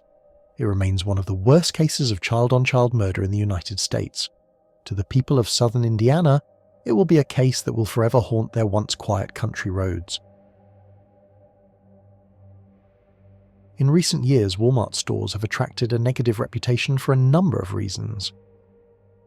Walmart's business model has been a constant source of criticism due to many of their cheap, yet low-quality products being produced in China and other third-world countries. Walmart employees are also often underpaid when compared to similar positions at other companies. The company's ability to offer the lowest prices in town has also led to an enormous amount of traditional mom-and-pop stores closing. causing many people to lament that Walmart has destroyed the American Main Street. The merits of Walmart's business model will no doubt continue to be debated in American bars, classrooms, and even the halls of government for the foreseeable future. But Walmart has also attracted negative attention due to many of its customers. One doesn't have to peruse the internet very long to find entire web pages dedicated to the strange behaviour of the people who frequent Walmart stores.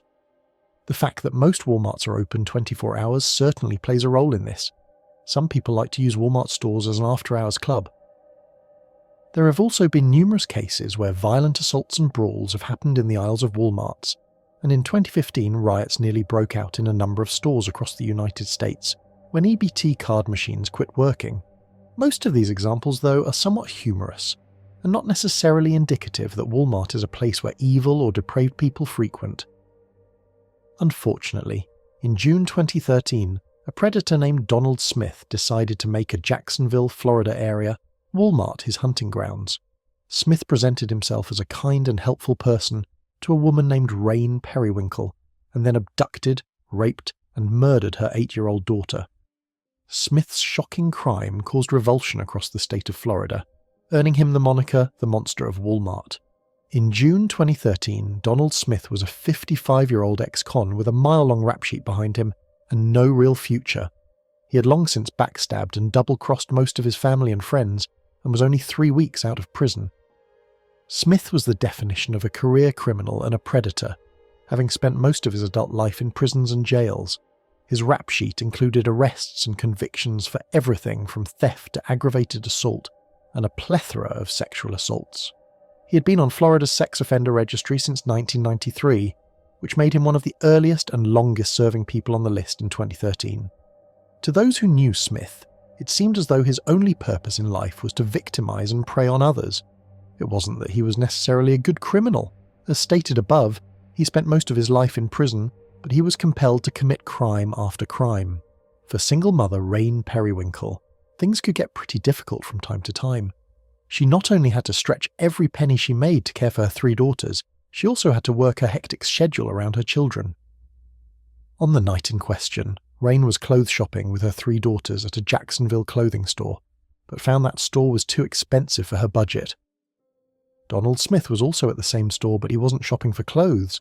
He was shopping for a new victim. Smith noticed that Rain was having a difficult time, so he approached the mother and asked if he could help. Rain initially rebuffed Smith, but he persisted and said that he could buy them some clothes at Walmart. Rain was leery of the offer but let down her guard when Smith told her that his wife would meet them there. Donald Smith didn't have a wife.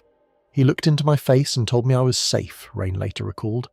The single mother finally relented and the group all piled into Smith's truck. After shopping in Walmart for a while, Rain started to become a bit suspicious that Smith's wife hadn't yet arrived. Smith assured her that she was on her way, and then offered to buy the group some hamburgers from the McDonald's in the store. Rain agreed, and for some reason also allowed her 8-year-old daughter Cherish to go with the stranger. Cherish was never seen alive again. When Cherish and Smith didn't return after a few minutes, Rain went to the McDonald's to see what was taking them so long, but was horrified to see that it was closed. The evidence revealed that Smith quickly whisked Cherish out of the store and into his truck. He then drove a short distance to a wooded area where he raped, beat, and suffocated the helpless girl. The forensic examiner estimated that it took Cherish 3 minutes to die.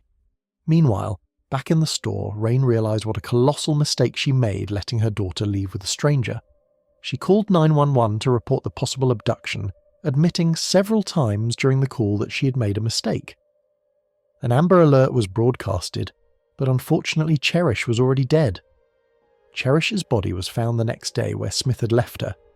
Thanks to the ubiquitous presence of security cameras in most Walmart parking lots, the police were able to track down Smith through the identification of his truck's license plates.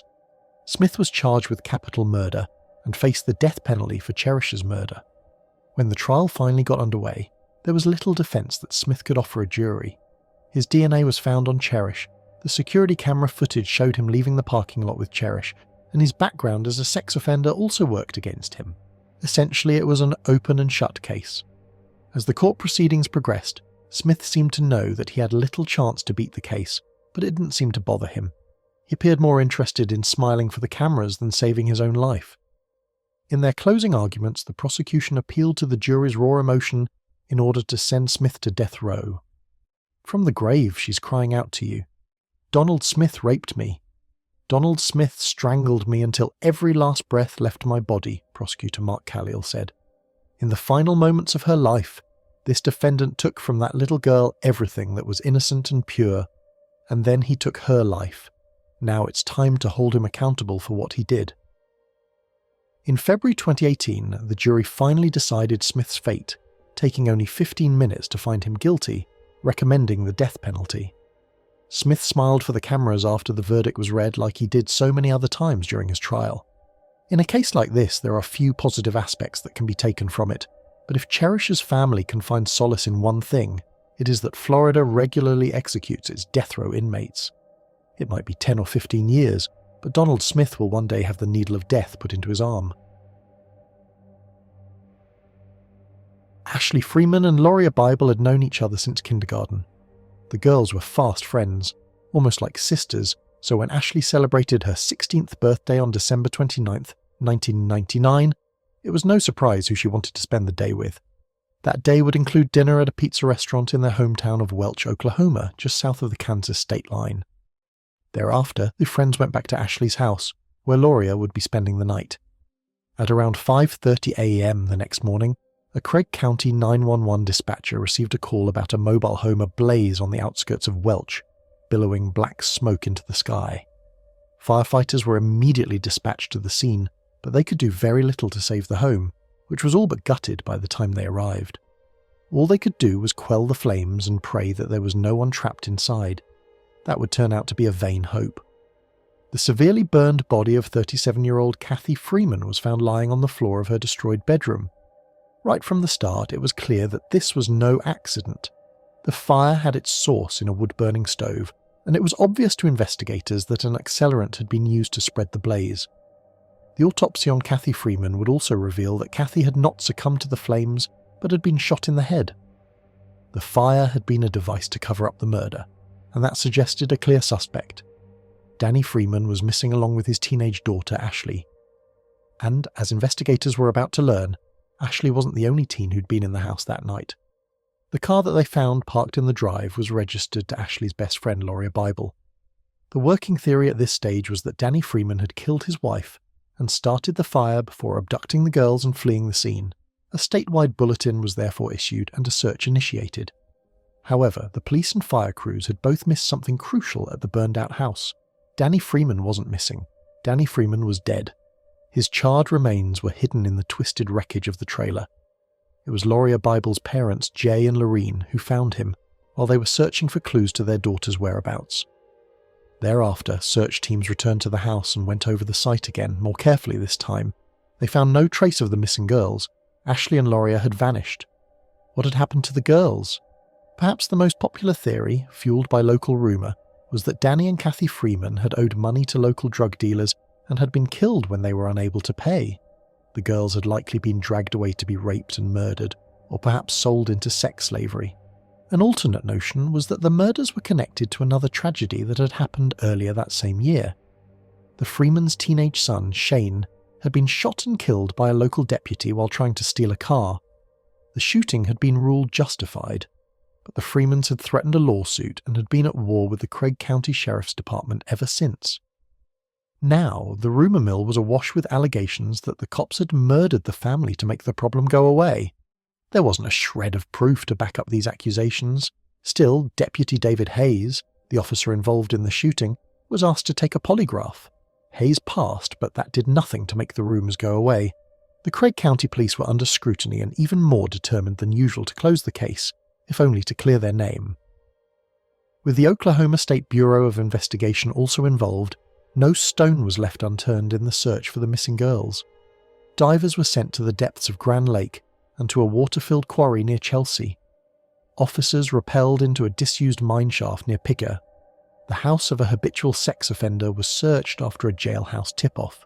A field was excavated after the discovery of some bones, which turned out to be of animal origin. The case was featured on America's Most Wanted. Reported sightings took investigators as far afield as California, Mexico, and Canada. None of these efforts bore fruit. The Freeman and Bible case would also gain notoriety due to the involvement of two notorious serial killers. In May of 2002, Texas death row inmate Tommy Lee Sells, known as the Coast to Coast Killer, claimed that he was responsible for the deaths. However, Sells' confession did not tie up with the actual crimes and was soon dismissed.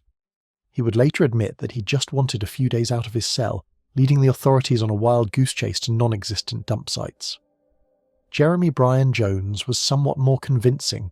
The rapist and killer of at least 8 women, Jones entered the conversation in 2005 when he claimed that he was the man who'd killed Ashley and Loria. According to Jones, he'd killed the adults as a favour to a drug dealer and had abducted, raped, and murdered the girls. Jones claimed that he'd tossed their bodies into a mineshaft in Galena, Kansas. When a search turned up nothing, Jones recanted, saying that he'd made the whole thing up to gain food and phone privileges. The Jones confession would be the last significant action in the investigation for over a decade.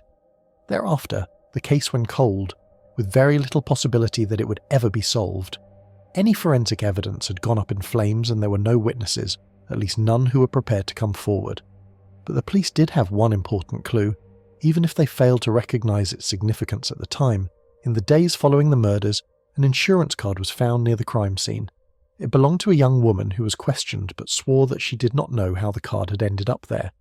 The police left it at that, but perhaps they should have dug a little deeper. The woman in question was dating a local ne'er-do-good at that time, a man named Warren Philip Welch, Phil to his friends and customers. Phil was a man of uneven temperament, quick to anger, and keen to use his fists when annoyed. Most often, those fists were employed against the women in his life, and Phil had served time for domestic violence and for making a terrorist threat. It was also well known in Craig County that Phil Welch was a methamphetamine cook and drug dealer.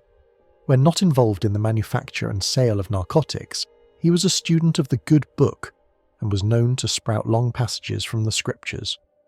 Phil Welch frequently hung out with 2 associates of equally questionable character, David Pennington and Ronnie Busick. Given the rumours doing the rounds at the time of the murders, that Danny Freeman was a drug dealer and that he'd been killed over an unpaid debt, this trio of miscreants should have been of obvious interest to the police. Somehow they slipped through the cracks and were never seriously considered as suspects. There was another piece of intelligence that flew under the radar of law enforcement during the fallow years of the investigation. It had to do with a rumour about a macabre set of Polaroids. If the stories were to be believed, these were in the possession of Phil Welch, who supposedly kept them in a leather briefcase in his trailer. These pictures have never been found, although several witnesses have come forward claiming to have seen them. They were photographs of Ashley Freeman and Loria Bible, trussed and gagged on a bed. Some of the shots apparently feature Phil Welch lying beside his clearly terrified victims, a grin on his face. By the time the authorities eventually learned of these photographs, both Welch and Pennington were dead. Welch had passed in 2007, Pennington in 2015. That left only Ronnie Busick to answer for the crimes, and Busick had long since quit town. He was eventually tracked to Wichita, Kansas, and extradited to Oklahoma in April 2018. By now 66 years old, morbidly obese, and walking with the use of a cane, Busick initially denied any involvement in the murders. However, he eventually admitted to being an accessory. It was Phil Welch, he claimed, who'd killed the Freemans and Loria Bible. According to Busick, he and Welch and Pennington had arrived at the Freemans' trailer that night to collect on an outstanding drug debt. Danny Freeman was overdue on a payment of $2,800 for 2 ounces of meth that he'd purchased from Welch. But Freeman couldn't pay, and an argument ensued during which Freeman went for a gun he had sitting on the table. That was a mistake. Welch was carrying a sawn-off shotgun in his coat and blasted Freeman. Then, deciding that he didn't want to leave any witnesses behind, he also killed Kathy Freeman. The girls, meanwhile, had heard the gunshots and escaped through a window. They were hiding in the field while the men ransacked the trailer and then set it alight. Had they kept their heads down, they would likely have escaped.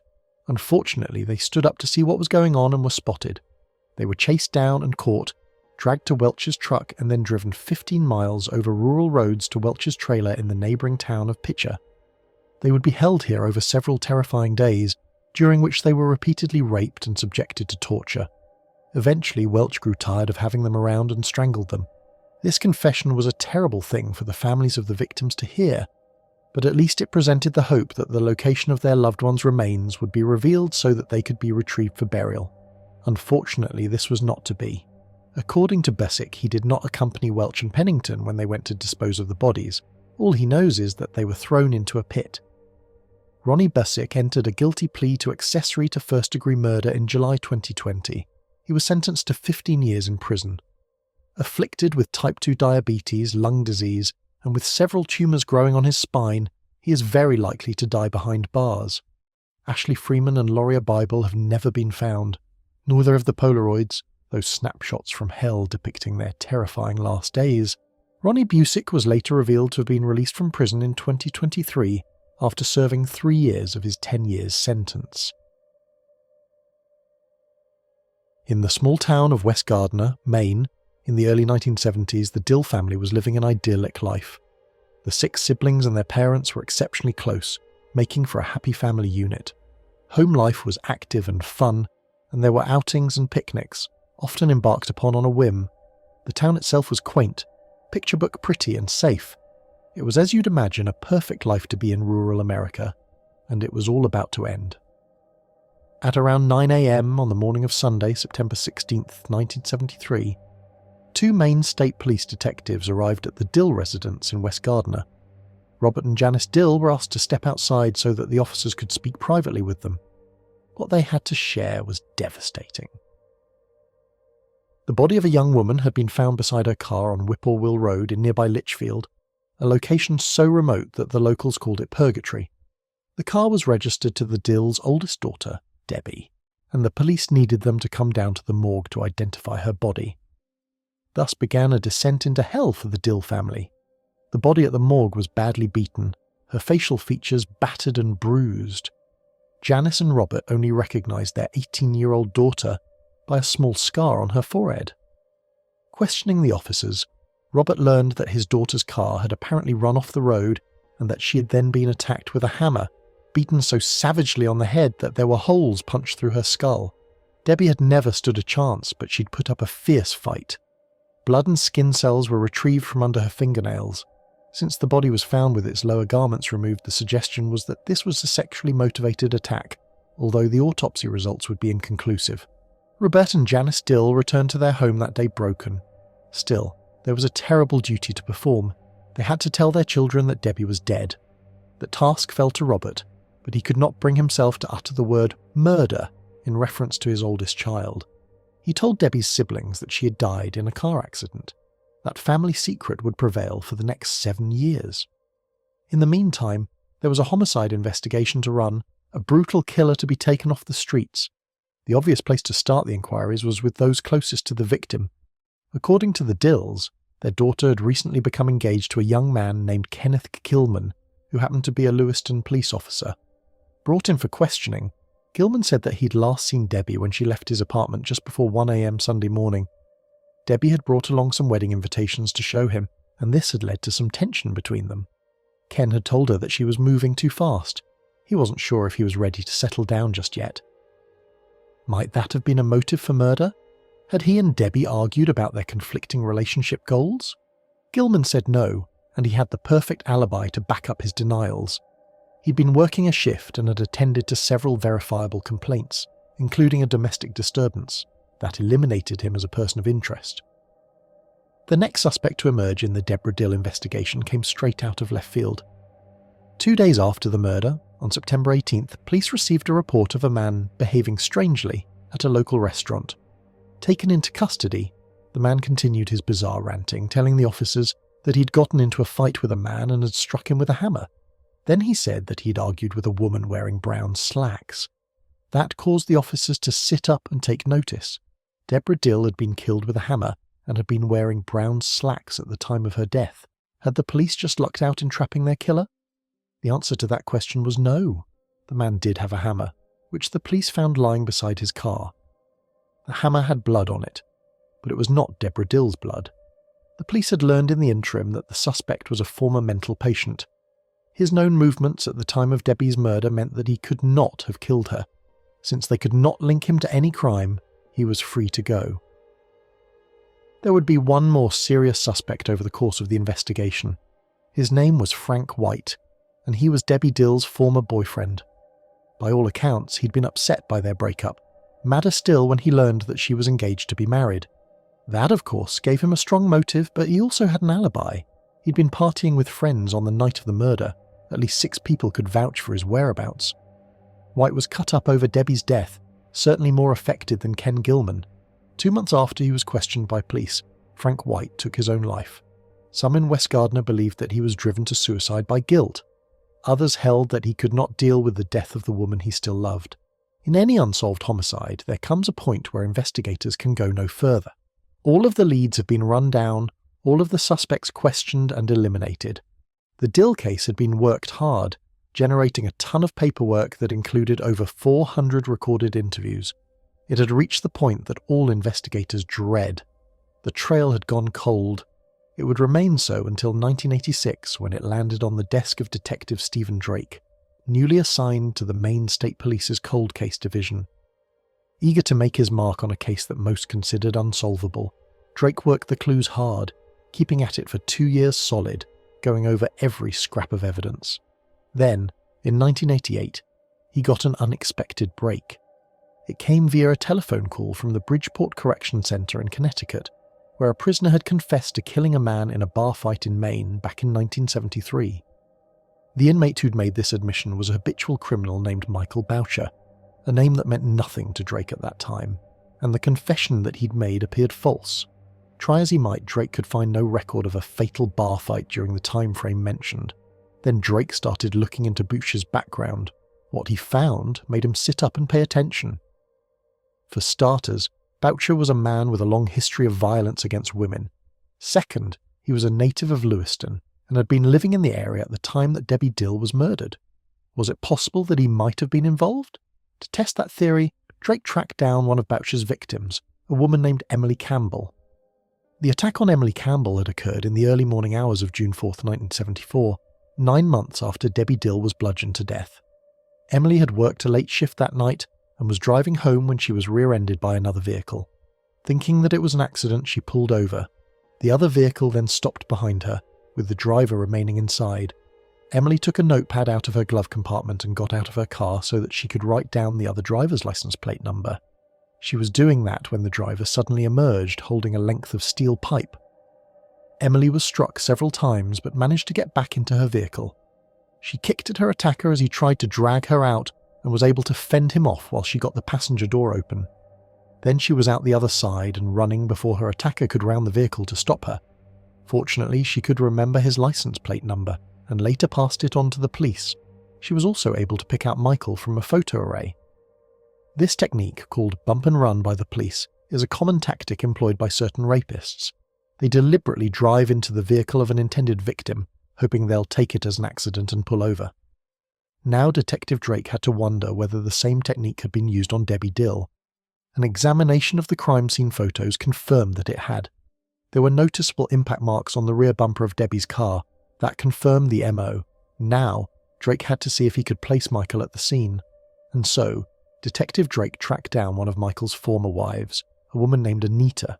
She was more than willing to cooperate, and what she had to say was illuminating. In the early morning hours of September 16th, 1973, Michael had arrived home covered in blood, his hands cut and bruised. He claimed that he'd been involved in a fight and handed his bloody clothes to his wife, telling her to wash them right away. Later that morning, he asked her to help him clean his car. While doing so, she discovered a hammer under the driver's seat. It was covered in red, rust-like stains, and so she asked if she should wash it. Michael said no. He was going to get rid of it. Months later, Michael would confess to his wife that he'd lied about the fight. He told her that he'd driven a woman off the road and beaten her to death. The woman, he claimed, had insulted him after they met in a donut shop. Anita wasn't sure if she believed him, but she knew what her husband was capable of. In fact, she was so terrified of Michael that she continued to keep his secret, even after they divorced. This was explosive evidence, but Drake knew that he would need something to corroborate it, some means of linking Michael to Debbie Dill. And so, the detective obtained a warrant for Michael's last known address. It was here, in the garage, that he found what he was looking for. The killer had kept trophies from the many women he'd victimized over the years. Among those was an invitation to an event that would never happen, the wedding invitation that Debbie had so excitedly shown to her fiancé on the night that she died. Investigators now believed that they could piece together the last hours of Debbie Dill's life. After leaving Ken Gilman's apartment, the young woman had driven towards her parents' home in nearby West Gardner. On the way there, she'd made the fateful decision to stop at a donut shop. She wanted to surprise her siblings with a treat at breakfast. It was at the donut shop that Michael spotted her. When Debbie drove away, he followed. Whippoorwill Road was a familiar shortcut for Debbie, but on this night it played right into the hands of her pursuer. Had she taken the turnpike, he would never have had the opportunity to run her off the road. As it was, he hit her from behind, causing her to pull over. Then, as Michael approached her vehicle, Debbie must have had a premonition of danger because she drove off again. But that only served to anger Michael. When he rear-ended Debbie for a second time, it was with enough force to send her vehicle careening off into the bushes. Michael then approached, holding a hammer. He pulled Debbie kicking and screaming from the car and launched a frenzied attack, causing irreparable damage to her skull. Then, according to what he later told his wife, he raped her, inflicting the final indignity as she lay dying or already dead. The Maine police were now confident that they had their man. However, it would take a laborious 2-year process before Michael was eventually extradited to stand trial. Court proceedings began in the summer of 1991 and resulted in a guilty verdict and a sentence of life in prison. The sentence, however, fell under the statute in place at the time of the murder. That meant that Michael would be eligible for release in just 10 years. Michael has come up for parole 5 times. On each of those occasions, Debbie Dill's siblings have appeared before the board to oppose his application. They have vowed to continue the fight until Michael eventually dies behind bars. Now in his 70s, Michael remains in prison, serving his own form of purgatory. The crimes profiled on this channel demonstrate that unfortunately humans have many reasons to inflict pain on other humans, and sometimes there doesn't need to be a reason at all. As scholars and experts work to understand the motives that drive criminals, there often seems to be little that the rest of us can do to protect ourselves. That is not true. You have already taken tangible steps to protect yourself and your family by listening and watching to videos like this, as shocking and terrifying as it is in parts. By educating yourself on the scope of depravity that some people have sunk to over the last 100 years, you have effectively taken your head out of the sand. Enjoy your life, but always remember that there are predators waiting to take advantage of those who are unaware of our surroundings and unwilling to face reality. In the annals of crime history, there are more than a few cases of killer couples. The reasons why these murderous couples killed varied to some extent, but lust was often the driving force. Usually, the man was the dominant member of the relationship and the one who introduced the woman to the vocation of serial killing. Oftentimes, the woman was used to lure hapless female victims, although in nearly every known case, the woman also actively participated in the sadistic torture sessions and murders. Some of the more notable killer couples are identified here. This list of couples includes the Sunset Strip killers, Doug Clark and Carol Bundy, who killed 7 people in 1980 in Southern California. Clark is believed to have been the mastermind behind the couple's reign of terror, but Bundy was a willing participant and even committed a murder on her own. Another killer couple's venue, located a few hundred miles to the north of the Sunset Strip killers' Southern California stomping grounds, spanned from Northern California to Nevada. The media gave the married couple Gerald and Charlene Gallego a few nicknames, but mostly referred to them as either the love slave killers or the Gallego sex slave killers. This notorious couple killed 10 people during the late 1970s and early 1980s. Like the Sunset Strip killers, the Gallegos were led by the male half who meticulously planned out the details of their rapes and murders. Less well known to Americans, but infamous household names in Canada, are Paul Bernardo and Carla Homolka. This couple was responsible for the murder of 3 girls, young women in Canada, including Homolka's own sister. Again, all evidence shows that it was Bernardo who planned the murders and manipulated Homolka to a certain extent. In January 2013, another Canadian couple became almost as infamous as Bernardo and Homolka when they abducted, raped, and murdered an innocent woman. Although the couple was quickly caught, most in the law enforcement community believed that if they had not been, then they no doubt would have continued killing just as the 3 couples mentioned in today's video. Michael McGregor and Tanya Bogdanovich displayed all of the antisocial hallmarks that any serial killing couple exhibits. but with one major difference: the female was the dominant killer for this notorious couple. At first glance, there seems to have been very few things that Michael McGregor and Tanya Bogdanovich had in common. There was a considerable age difference and their backgrounds were very dissimilar. Still, the two shared some dark desires that eventually united them and later contributed to their commission of murder. Michael McGregor was born in 1994 and grew up in the southwestern Ontario city of Sarnia. He was raised in a modest, middle-class neighbourhood that was very much like one you would find across North America. Sarnia may be in the same province as Toronto, but in many ways, it has a hometown feel that is more akin to that of a Midwestern American city.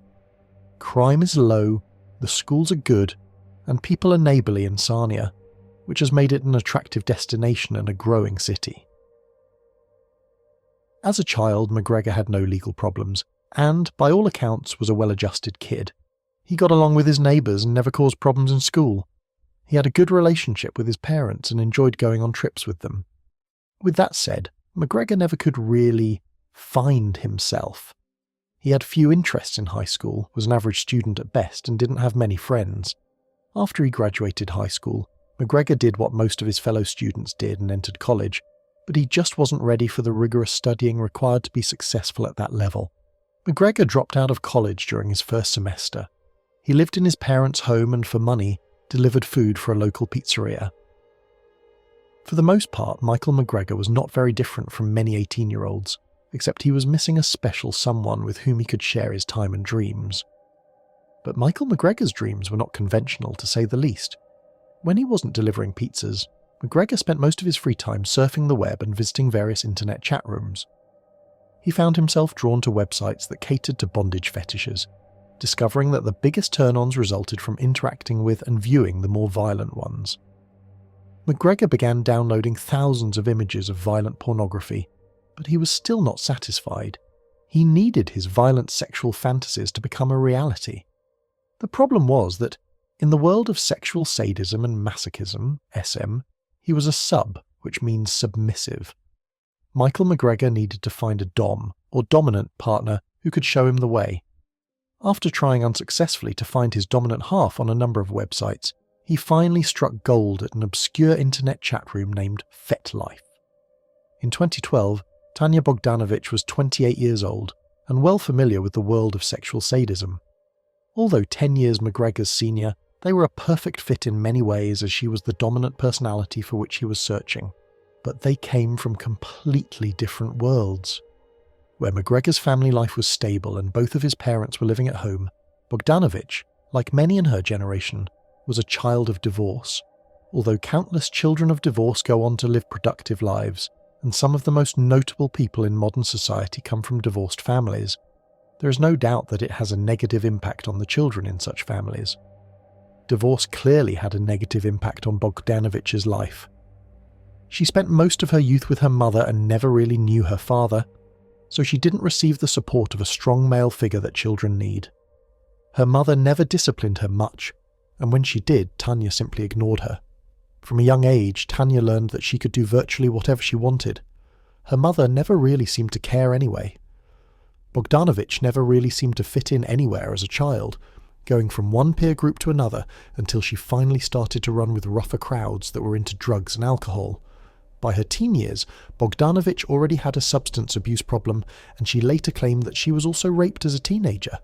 Like many children who are victims of sexual assault, Bogdanovich became extremely promiscuous, changing sexual partners quite frequently. Most of Bogdanovich's relationships were flawed from the beginning, and many were physically and psychologically abusive. Despite the chaos that was a ubiquitous part of her life, or possibly because of it, she had 3 children when in her late teens and mid-20s. Tanya Bogdanovich never came close to winning any Mother of the Year awards. She had no job skills to speak of, and since she wasn't particularly ambitious, Bogdanovich turned to the world's oldest profession to make money. Although not particularly physically attractive, Tanya Bogdanovich carved out a place for herself in the Western Ontario prostitution scene by offering her services as a dominatrix. It was through her work as a professional dominatrix that Bogdanovich was able to earn enough money to pay her rent, and it also allowed her to indulge some of her more taboo desires that mixed sex and violence. Still, she could only do so much as a professional dominatrix, and the reality was that she could only do what her clients wanted. There was always a safe word that could end the session. Bogdanovich desired something more real and more violent. For that, she went to FetLife, which is where she met McGregor in late 2012. FetLife is a Canadian-based website that caters to people who enjoy non-normative sexual tastes. As it states on its welcome page, like Facebook, but run by kinksters like you and me. We think it is more fun that way, don't you? The site offers a plethora of different chat rooms and a message board where kinksters can discuss their sexual fetishes with like-minded people or possibly find a sexual partner. The site, though, has been the source of controversy. Besides its obvious content that is enough to make many people cringe, FetLife users have been involved in more than one criminal investigation. Most recently, Illinoisan Brent Christensen was charged with kidnapping a female Chinese scholar named Yingying Zhang in June 2017 near the University of Illinois campus in Urbana, Illinois. The investigation has revealed that Christensen had a kidnapping and rape fetish, and that he was quite open about it on numerous message boards dedicated to similar fetishes on FetLife. Bogdanovich and McGregor met on a message board dedicated to bondage and sadism fetishes. Sexually speaking, the two were a perfect fit. McGregor was a sub, and Bogdanovich was a dom. The two spent several hours online discussing their sexual preferences and fantasies, which besides S&M also included rape fantasies. After simulating their fantasies in chat rooms and then on their phones, the two decided to take their relationship to the real world. But when the couple did take their fantasies into real life, they both felt that they had to go as far as they could with it. The pair's idea of S&M was on the extreme side when considered among that of other aficionados of the fetish. For instance, to Bogdanovich and McGregor, simply tying each other up with bedsheets was not enough. Instead, they role-played violent rape scenarios where choking and cutting with knives was the norm. The two especially liked to choke each other until one of them reached the point of passing out. They found it thrilling to see their partner's eyes roll back into their head as they were about to lose consciousness. The knife play could also get serious, as there was more than one occasion where injuries were sustained. For McGregor, the transition of their relationship from the virtual to the real world was a dream come true. The socially awkward college dropout now had a girlfriend who shared his same dark desires. He had a lot to look forward to in late 2012. For Bogdanovich, it was just another notch in her belt of sexual conquests. Tanya was actually involved in a long-term relationship with another man when she began her real-world sexual relationship with McGregor, but that mattered little to the mother of three. Bogdanovich operated under the premise that everything and everyone in the world was there to fulfill her needs or entertain her in some way. Tanya was also attracted to weaker men, so her current boyfriend had little say concerning what she did with other men. McGregor, though, seemed perfect for Bogdanovich. "I feel so lucky I can't even believe it. I can feed every need. I can fulfill every urge. I feel no shame about what I like or who I am with you, because you have the urges, or at least ones that work so perfectly with mine," Bogdanovich said to McGregor in an instant message. But a relationship built on S&M and rape fantasy fetishes can only last so long. Eventually, the two began to tire of the situation. McGregor began seeing other women, and Bogdanovich also kept her revolving door of men working. But just when it seemed that their demented relationship would end, Bogdanovich posted an eerie message online to her favourite sub. "Rape brought us together. Violence has kept us together.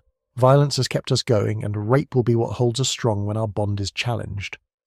In order to keep her sub happy, Bogdanovich formulated some sick ideas that involved abduction, rape, and eventually murder. The violent kidnapping, rape, and murder fantasies that McGregor and Bogdanovich acted out and eventually turned into reality were disturbing enough on their own, but they are even more so when one considers that Bogdanovich was not only a mother of 3 children at the time, but also a nurse. When Tanya was working as a prostitute and dominatrix, she attended nursing school in her spare time. It may seem strange that someone so broken and dysfunctional, who revelled in causing and receiving pain, would enter a profession where the intent is to help alleviate people's pain. Perhaps she thought the work would be easy, or maybe she thought she could get her hands on some prescription drugs to use in one of her fantasies. Whatever the reason, she took the Hippocratic Oath and went into nursing. Although she was not the brightest student, Bogdanovich eventually completed her schooling and found work full-time as a nurse in the Sarnia area. If only her employers knew what she was really like. By early December 2012, Bogdanovich told her willing sexual acolyte that they needed to make their violent sexual fantasies reality, and in order to do so, they obviously had to find a victim. Since neither of the two were seasoned criminals, their early plans were full of holes, the attempts to carry them out awkward at best. But they both knew that they wanted a young female victim.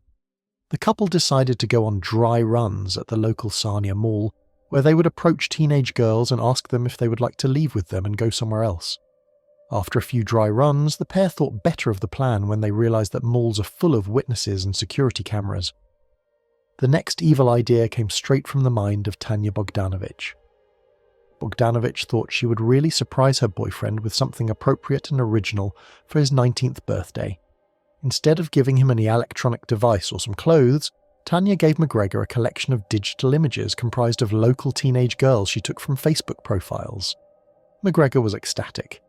The couple spent hours looking through the images and gathering information on their favourite girls in order to decide the best time and place to snatch their quarry. They stalked the local mall and area high schools looking for their favourite victim. The couple also practiced their individual roles for the planned kidnapping numerous times on each other. But despite all the time the couple put into finding a victim for their twisted sexual fantasies, their crime ended up being one of opportunity. New Year's Eve 2012 was a big night in Sarnia. The bars were filled with revellers, and just as many people were attending New Year's house parties, which is where 27-year-old Noelle Paquette found herself.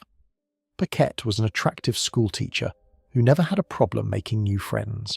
According to her friends and family, her smile was infectious, and she was the type of person who would give you the shirt off her back if needed. She was also extremely trusting of people. Too trusting.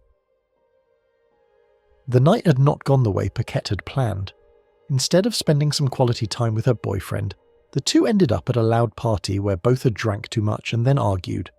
Noelle pleaded with her boyfriend to leave the party, but he said he was enjoying himself and wanted to stay. A couple of hours into the new year of 2013, Noelle, annoyed and discontent, told her boyfriend that she was walking home. The last text message that Noelle sent was around 2:30 a.m. on January 1st, 2013 to her boyfriend. New Year's Eve was a particularly boring night for Tanya Bogdanovich. She spent the night working until 11 p.m. and then ran some errands and drove around Sarnia extensively. Sometime after 2:30 a.m. she noticed the attractive Paquette walking alone down the cold streets of Sarnia underdressed. Bogdanovich pulled up next to Paquette and offered her a ride. The schoolteacher at first declined the offer, but reconsidered when she thought about how far she had to walk in the cold. She was also reassured by Bogdanovich's demeanour. The sexual sadist could appear sweet and even charming if need be. The last text message that Noelle sent was around 2:30 a.m. on January 1st, 2013 to her boyfriend. New Year's Eve was a particularly boring night for Tanya Bogdanovich. She spent the night working until 11 p.m. and then ran some errands and drove around Sarnia extensively. Sometime after 2:30 a.m. she noticed the attractive Paquette walking alone down the cold streets of Sarnia underdressed. Bogdanovich pulled up next to Paquette and offered her a ride. The schoolteacher at first declined the offer, but reconsidered when she thought about how far she had to walk in the cold. She was also reassured by Bogdanovich's demeanour. The sexual sadist could appear sweet and even charming if need be. Once Paquette was seated in Bogdanovich's car, the two drove a short distance until they pulled over to let a man into the car. It was Michael McGregor. Bogdanovich had texted her paramour to alert him about the situation and the potential that they might finally turn their violent fantasies into reality. McGregor got into the back seat behind Paquette, pulled out a knife, and put it to the young woman's neck. He told her that if she would cooperate, then she'd live. McGregor and Bogdanovich had no intention of letting Paquette go. They agreed ahead of time to leave no witnesses, and not only that, the act of murder would fuel their sexual highs. Without saying a word, Bogdanovich drove to a location about 15 miles outside of Sarnia that the couple had reconnoitred a short time before the abduction of Noelle. McGregor dragged the frightened, crying Paquette from the car and threw her to the cold, hard ground. As Noelle begged for her life, the despicable duo merely laughed when McGregor handed the knife to Bogdanovich. The young sadist then proceeded to rape the schoolteacher. But Noelle's torment had just begun. The duo then took turns stabbing her. Noelle succumbed as a result of 49 stab wounds. After killing Paquette, the two lovers shared a passionate embrace and then left the site. Not far from the murder scene, Bogdanovich and McGregor were pulled over for a minor traffic violation. The police noticed that blood covered both the duo and the car's interior. A further search revealed that McGregor was bleeding from an injury. Perplexed by the situation, the police asked where all the blood came from. Bogdanovich responded that they had been engaged in S&M in the woods and were celebrating the new year with kink. The police were rightfully suspicious, but Paquette's body had yet to be found, so McGregor was transported to the local hospital for treatment of his wounds, and Bogdanovich was allowed to leave. As McGregor was being put on a stretcher for the ambulance ride to the hospital, he made the curious remark, "Is this the strangest thing you ever had?" to one of the paramedics. The paramedic mentioned McGregor's question to police officers at the scene, who then scrutinised their accident victim more thoroughly. McGregor was ultimately taken into surgery for his injuries that, in the opinion of the attending physicians, looked like self-inflicted stab wounds. The suspicions surrounding the circumstances of McGregor's admittance to the hospital were aggravated by Tanya Bogdanovich, who spent most of January 1st and 2nd lurking around the hospital's ER waiting room. Many of the hospital staff thought she was acting extremely strange, and others believed that she was McGregor's mother. Bogdanovich's concern for McGregor's condition probably had less to do with worries about his health than what he might say about their thrill kill of Noel Paquette. Tanya may have enjoyed her twisted time with McGregor, but it was becoming apparent that she didn't trust him. Noel Paquette's mangled body was finally found on January 2nd, and at that point, it was only a matter of time before the police determined that Bogdanovich and McGregor were the culprits. Less than 30 hours after the discovery of Noel Paquette's body, Bogdanovich was arrested outside of the hospital and McGregor was taken at a nearby motel. Once the two were in police custody, they spilled their guts. Neither offered much of a defence, which is why the people of the city of Sarnia and the province of Ontario were not surprised when the murderous duo pleaded guilty in February 2016 to Paquette's murder. McGregor's lawyer later said that his client's plea was entered to spare both his and Paquette's family the pain of a trial, but the reality is that he was perhaps the most hated person in Canada at the time, and there was no way he could have beaten the charges. There was no legal way out of the situation for either McGregor or Bogdanovich. When the two were sentenced, the judge admonished them with an especially sharp rebuke in summation of their actions. "You chose in the darkest and most violent way to satisfy your overpowering lust," said Superior Court Justice Bruce Thomas. "Your actions are vile and they are despicable, and as a result, you will be removed from the society for what might perhaps be for the rest of your lives." Lori Colanino was the kind of woman who turned heads. Beautiful, vivacious, fun, outgoing. These were words that were frequently applied to the 23-year-old cocktail waitress from Clearwater, Florida. But Lori was more than just a pretty face. This was a young woman with ambitions. Typical of her, those ambitions involved helping others. In December 1990, Lori applied to paramedic school. It was her dream to qualify as an EMT. On the afternoon of January 2nd, 1990, Lori Colanino returned from a workout at the gym. The Bay Point Apartments where she lived is a sprawling complex of 52 detached buildings, each of them comprising 8 units. Lori entered hers at around 1 p.m, leaving her door open so that her cat could go out. She then picked up the phone and dialed her friend Scott Kelly. Scott had worked a late shift as a barman and was asleep when his phone rang. The pair started talking, but then Lori suddenly let out a gasp and the phone went dead. Concerned, Scott immediately called back. All he got was Lori's answering machine. It would take several tries before Lori eventually picked up. "Everything's okay," she told him. "I've got to go." Then the phone was dead again. But everything was clearly not okay. Throwing on some clothes, Scott ran down to his car and started driving to Lori's apartment. He arrived to find the door standing ajar.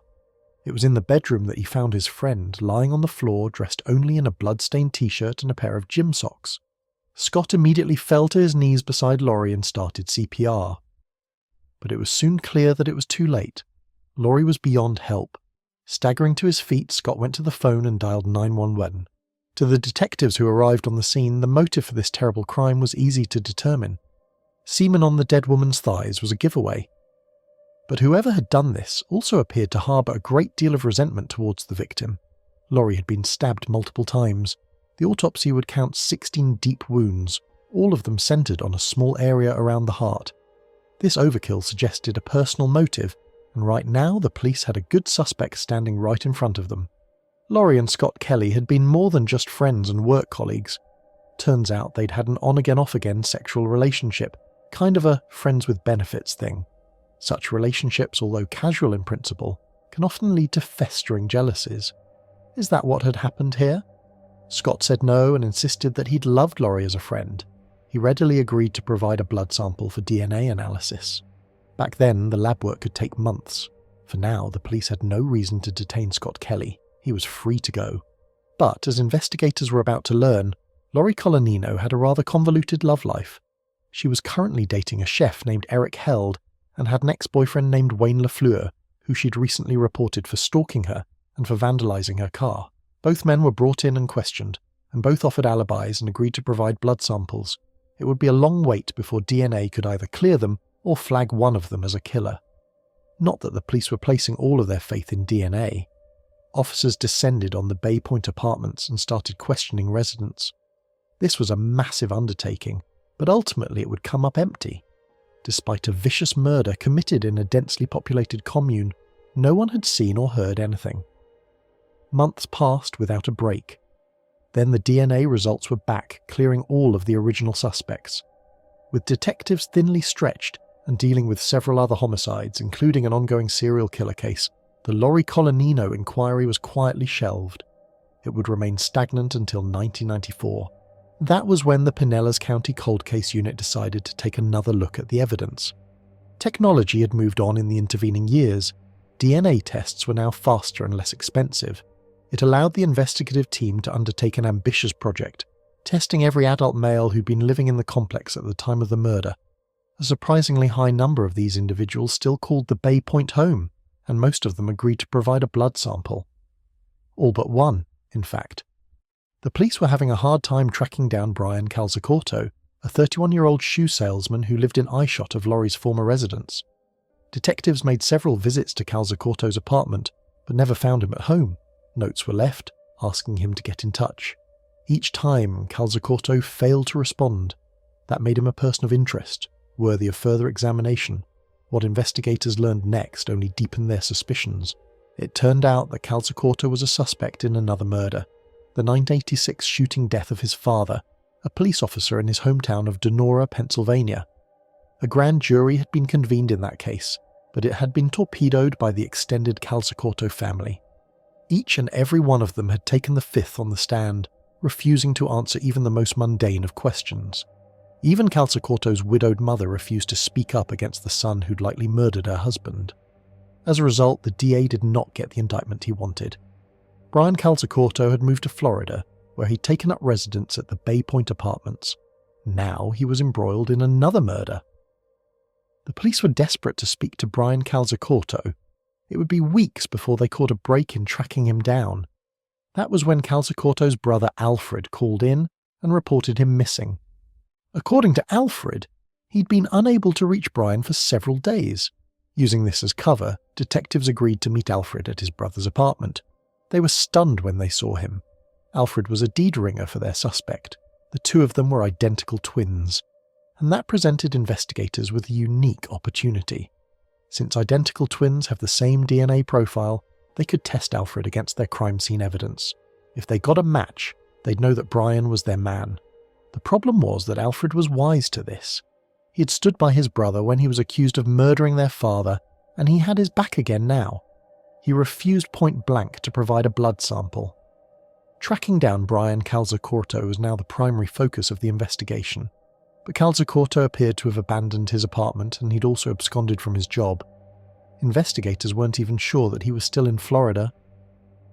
7 weeks passed before the police got another break. Calzacotto was arrested for theft after he was caught pickpocketing on Clearwater Beach. He'd soon find himself under interrogation for a far more serious crime. But Calzacotto was giving nothing away. Cool and collected under interrogation, he denied knowing Laurie Colaninno and claimed that he'd been at work when she was killed. He also refused to provide a blood sample. Without probable cause to obtain a court order, the police had to let it drop. Despite their strong belief that Calzacotto was their man, they were forced to watch him walk away. He would remain at liberty for the next 5 years. By 2001, Laurie Colaninno had been dead for 11 years. Her mother had died in the interim, never knowing who had stolen the life of her beloved daughter, never seeing justice done. The Pinellas County Police, meanwhile, were as determined as ever to take down the killer. They'd kept tabs on Calzacorto over the years, watched as he moved to Tampa, set up an apartment, and got a job at another shoe store. DNA technology had also made advancements during this time. It was no longer necessary to take a blood sample from a suspect. A profile could now be extracted from any biological material. Criminal cases are often resolved by the most mundane of actions. In the case of Brian Calzacorto, it was the act of taking out the trash. One night in 2001, Calzacorto walked out of his apartment and dumped a trash bag into an outside bin. He then walked back into his building, never knowing that he was being surveilled. The minute he was out of sight, officers emerged to retrieve the bag. It delivered a treasure trove of potential evidence, including a razor from which skin cells were extracted. Subjected to DNA analysis, it provided a perfect match to the semen found at the crime scene. That should have made this an open and shut case. But there was one major complication for prosecutors to overcome. Twins have identical DNA. How could they prove that it was Brian and not Alfred who had raped and killed Lori Colanino? The defense, of course, was already thinking along these lines. In fact, it is quite likely that Alfred was on board with the strategy. Although he denied on the stand that he had killed Lori, he did not appear particularly affronted by being accused of murder. It was left to the jury to draw its own conclusions. In the end, it came down to proximity. Alfred had been working in Tampa at that time, in a secure building that required him to sign in and out.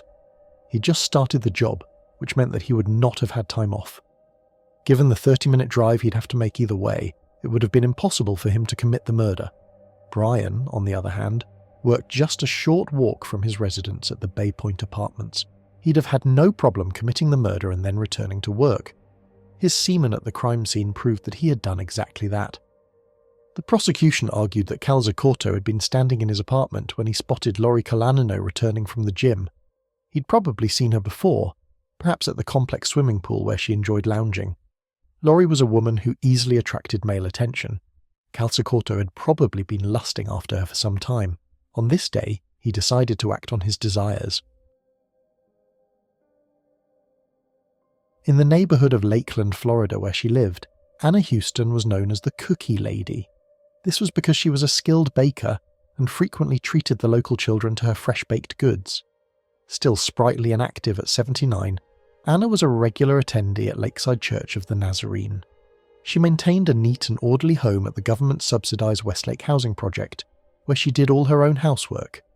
Her yard was likewise kept in tip-top condition, although here Anna frequently called on the local teens for help.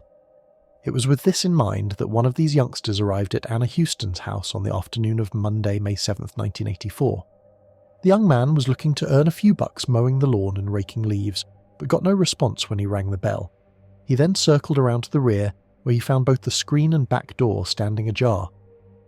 "Mrs. Houston," he called out. No response. Easing the door open, the boy took a step into the kitchen. Then he stopped. For a moment, his brain couldn't quite register what he was seeing. Anna Houston was lying on the floor, dressed in a blue floral housecoat. Her face and hair and upper body were covered in blood. More of the stuff was pooled on the floor and spattered on the surrounding surfaces. Mrs. Houston's eyeglasses had been knocked from her face and were lying against a cabinet. A cutlery drawer stood open. The teen took in these details in the blink of an eye. Then he was turning and sprinting away, running for help. Anna Houston's nearly 8-decade sojourn on this planet had not come to a peaceful end. The petite 100-pound widow had been savagely knifed to death, with deep penetrating stab wounds to her neck, face, and chest. One of the knife thrusts had penetrated a lung. Another had opened a neck artery. There were slashes to the scalp that cut right to the bone. In addition, Anna's hands had suffered tendon-severing defensive wounds. She'd put up a valiant but futile fight. The weapon that had inflicted these terrible wounds would never be found. However, detectives surmised that it had come from the victim's kitchen, hence the cutlery door that was found pulled out. It was also assumed that Anna might have known her killer since there was no evidence of forced entry to the home. Then again, the victim had been a trusting sort and not particularly security conscious. As for the motive behind this terrible crime, that remained a mystery. The house had not been ransacked, and Anna had not been sexually assaulted. A personal motive also seemed unlikely. Everyone had loved the Cookie Lady. There was one more important clue that would emerge from the crime scene. Back at the lab, forensic teams started working through the trace evidence and discovered that there were two distinct blood types in the samples they'd collected. The killer had cut himself, leaving his blood at the scene. That was of limited investigatory use back in the early 80s, but would prove to be a case-breaker in the future. Detective Janet Franson had been a rookie patrol officer back when Anna Houston was murdered. She'd taken a keen interest in the case. The brutality meted out to such a frail old woman had repulsed her, instilling in her a determination to bring the perpetrator to justice. She'd been as frustrated as anyone as the leads dried up and the case went cold. As months turned into years, though, Franson found herself more determined than ever for a resolution. She made a pledge, as much to herself as to Anna Houston. She would not give up until the case was solved, the killer in custody. By the mid-90s, by now promoted to detective, Franson had not forgotten that promise. A considerable amount of her spare time was spent running down leads in the case. When the investigation was officially reopened in 1999, she was at the front of the queue volunteering her expertise and enthusiasm. Franson already knew the case pretty well, of course. She knew that there was very little in the files that hadn't been worked and reworked a dozen times. What was needed was fresh input. A murder in such a close-knit community could not have occurred without leaving some trace of itself. Someone must know something. Someone must have said something out of turn. Somewhere, there was a witness holding on to secrets. It was with this in mind that Detective Franson approached a reporter from the Ledger newspaper in late 1999. Her hope was that a new story on the case might trigger someone's memory or conscience and bring them forward with information. That belief would be validated after the article appeared on the front page of the Ledger on January 4th, 2000. It brought in a steady trickle of tips, several of them pointing to the same suspect, a man named Robert Austin Jr. Austin was not exactly a stranger to law enforcement. When his name first appeared on police radars, the 31-year-old was serving a prison term for drug-related offences. He also was not a stranger to Anna Houston. At the time of her death, he'd been living right next door to her with his parents. Austin would have been just 15 at the time, and he frequently did yard work for Mrs. Houston, as well as enjoying the free cookies she handed out. That put him in the proximity of the crime scene, but what possible motive could he have had for murdering his elderly neighbour?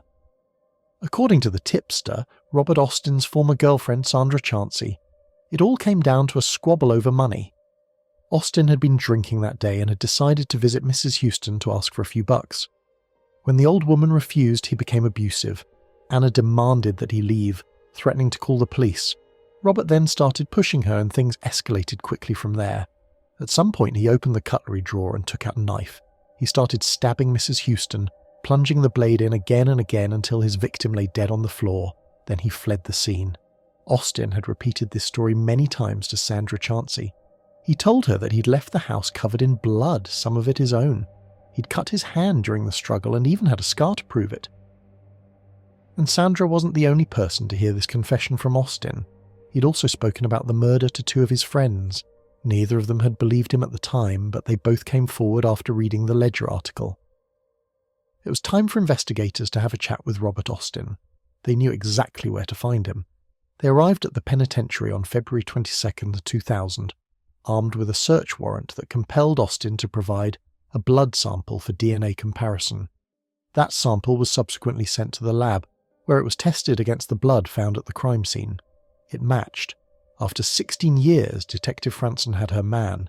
Anna Houston's killer had been caught at last. But Austin wasn't going down without a fight. At trial, defense attorney Robert Gray raised some compelling reasonable doubt arguments. The first of these was that Austin had been inside the Houston residence on several occasions, and that it was therefore no surprise that his DNA was found at the scene. The second was to offer an alternate suspect, a former neighbour of Anna Houston, now deceased. According to Gray, it was this individual who was the killer. He supported this assertion by suggesting that Mrs. Houston had been killed during a sexual assault. Unfortunately for Gray, neither of his arguments held up under scrutiny. There was zero evidence that a sexual assault had taken place. Gray's claim that semen had been retrieved from the victim's body was blown out of the water when an agent of the Florida Department of Law Enforcement took the stand and testified that this was not the case. A vaginal swab had been performed but had turned up no trace of seminal fluid. Gray's argument that the presence of Austin's DNA could have an innocent explanation was similarly flawed. Had the DNA been lifted from a surface area or a light switch or drinking glass, then the logic might have worked. But this was DNA found in blood that had been retrieved from a victim who'd been viciously knifed to death. There was only one way that it could have gotten there. Austin had cut himself during the act. He still had that scar that he liked to show off while boasting about savaging an elderly woman. Robert Austin Jr. was convicted of first-degree murder and sentenced to life in prison. A self-inflicted wound and an extremely persistent detective had brought him to justice. But for that, he would have gotten away with murder. Hey friends, thank you for listening to today's story. Make sure to click the notification icon to stay updated on all future narrations. I release new videos twice every day at 10 AM and 8 PM Eastern Time. If you have a story to share, please send it to the email displayed on the screen. Don't forget to subscribe to the channel, give this video a like and leave an encouraging comment. It really helps me keep bringing you more narrations like this. If you'd like to support the channel even more, you can get early access to all future narrations and bonus content over on Patreon. Thanks again for watching, and I'll see you on the next one.